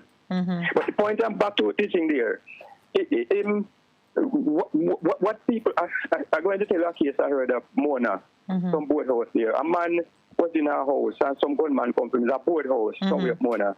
And him in the house and make noise, say thief and murder and something like that. The light black off in the house now. Those men outside know exactly where he was in the house. Yes. Because he was making noise. Shouting, that murder or what have you. And so they shoot through the gun was powerful enough to go to the board and kill him. Yes. Right, now, you hear a thief coming to your house because you assume he's a thief, right? You don't want to give away your position by asking who that. The man don't know where you go under the house, you're there. So I said before, it's a mistake and it could happen to me. Because my brother, we are right there with you. On Thursday, that was we spent the morning on Thursday speaking about it so persons could be humane and humanistic in their appreciation of what happened to that parent. And don't go about with the quick condemnation and the insensitive talk. And just remember that in Jamaica of today, it would happen to any one of us. Yes. And if it was a thief on the other side of the door, he would have been a hero. Right. So I asked before they must say who that and yes, like yes. But you don't want to give away your position. Right. Or you speak out and them fire. Because if it go through the door and kill the other person, if once you shoot through the door, you can kill on either side. True. Right. Yeah. All right, let me move on to the next point. Yes. The teachers. Well, as a teacher, I'm sympathetic with the teachers. I know I'm going to mention some quick dilemma. So what should you do? You have a school. A boy come there in Pants title, private, I'm sure. Right? And him carrying here anyhow. And you, the PTA and the board, assuming that it's not the principal make rules in the school. At least he ought not to. I think it is made by the board along with the PTA and teachers and so on. Yes. And the rule laid down about the way the pants should how tight it should be. And it's tight until squeeze out in future. Sure. Yes. Yes. All right. Put it the other way. All right. Just and you and him here and groom and kept and something like that. The word. Yes. And you try to do anything about it. Some people say, I know because them pants make him learn, and in here can't stay anywhere. I know because I'm here with my learn, and them wicked and so on. So all right, it's the principal. All right, and stay. You ease up and make him wear anything you want and come like that. In here stay anywhere and something like that. And somebody pass out a gate, especially some elder person of 50, 60, and see me come in at school. We didn't hear stay anywhere. In pants tight till the door, what have you? And man say, wait, which school that boy they go? Them say, such and such a school. Yes. School. How can a school that they have what they look like why here stay and so on that go and stay, look at pants tight and so what should the teacher do? Well, I would assume half of the things that you mentioned as you told the story would not even I wouldn't even consider them in it. If there's a rule that concerns uniform and how the student should appear in class, and I am on comfort and I don't have the authority or the confidence to deal with it in the presence of the other students, I report it to whoever in the school architecture should deal with it and let them take him out of class. If he continues to be in class, then it's going to be up to me whether I am going to continue to be in that room. schools and teachers and individuals need to take a position that fits well with your conscience and the contract that you're under. And if they don't have the right procedures in place to deal with it, and you dealing with it personally is going to expose you to risk, then you step away. We have to get to that point where we are not going beyond our comfort level or authority and what it is that we know to be right. Yeah, there are cases where they hear somebody say they never have money, and the teacher didn't give the boy the money to go trim, and he still never trim. Yes. Mm-hmm. To go quickly, when I was teaching at home, like in the 70s, and you have a set rule for uniform and shoes and so on. Sometimes when a child come in the wrong shoes, yes, I will talk to that staff meeting to even me, and the child would carry a letter. Yes. We did not hesitate to take the child in the wrong shoe because we don't have it. Many of them, I went to school barefooted when I was in primary school, right? But what I'm saying, but also the fact that the parent sends a note with an explanation is a part of a procedure that allow you to yes. So we respect and thank you for that contribution. We gotta go now because we're at our wrap-up point. And we run out of time. In the morning. Teachers yes. man. I love what you're doing because some teachers are facing these things, and it's good to hear what a seasoned teacher like yourself has to say. So thank you very much. You're welcome. Yes. I barely have time to say goodbye. The producer is telling me. But thanks to all those who contributed to the conversation this morning. We'll be right back here tomorrow, God's willing, to keep it going. We're going somewhere, and I think with more assistance from all of you, we will eventually have some transformational change take place. All right, that's it for us. Over and out. Thanks, everyone in studio, at home, on the air. Pastor Percy, I know you're going home to take a nap. Myself, too. I feel kind of exhausted.